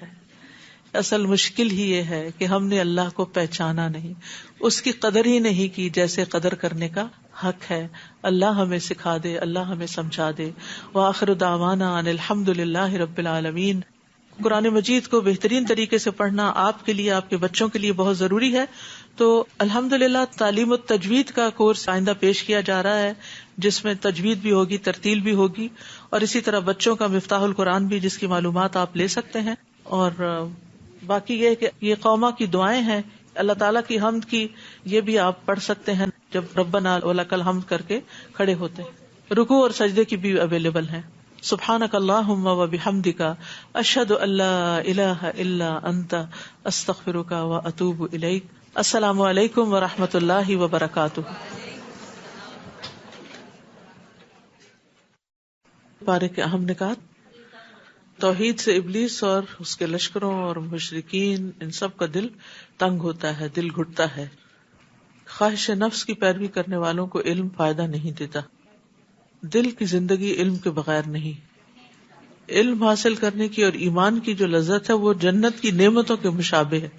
یعنی جیسے جنت میں لوگوں کو ایک خاص سکون اور اطمینان اور خوشی حاصل ہوگی، اسی سے ملتی جلتی یہ خوشی حاصل ہوتی ہے جب انسان کے اندر ایمان بڑھتا ہے اور انسان کے اندر علم سے ایک خوشی پیدا ہوتی ہے. لیس کمثلہ شیء، اللہ تعالیٰ کی طرح کوئی بھی نہیں. مشورے کی بہت اہمیت ہے. اہم معاملات میں مشورہ کرنا ضروری ہے. کافر موت سے ڈرتا ہے، لیکن مومن موت کے بعد آنے والے معاملات سے ڈرتا ہے. غصہ ہر طرح کے شر کو جمع کر لیتا ہے اور معاملہ بہت دور تک چلا جاتا ہے. بعضوں کا چھوٹی سی بات ہوتی ہے اور غصے میں آ کر انسان جو باتیں کرتا ہے اس کے نتیجے میں بہت بڑا شر اس تک پہنچتا ہے. آسمان و زمین کے خزانوں کی کنجیاں اللہ کے پاس ہیں، وہ جس کو چاہتا ہے فراخی بخشتا ہے. اللہ سبحانہ و تعالیٰ قوی اور عزیز ہونے کے باوجود لطیف بھی ہے. ایمان کے نتیجے میں خشیت بھی پیدا ہوتی ہے.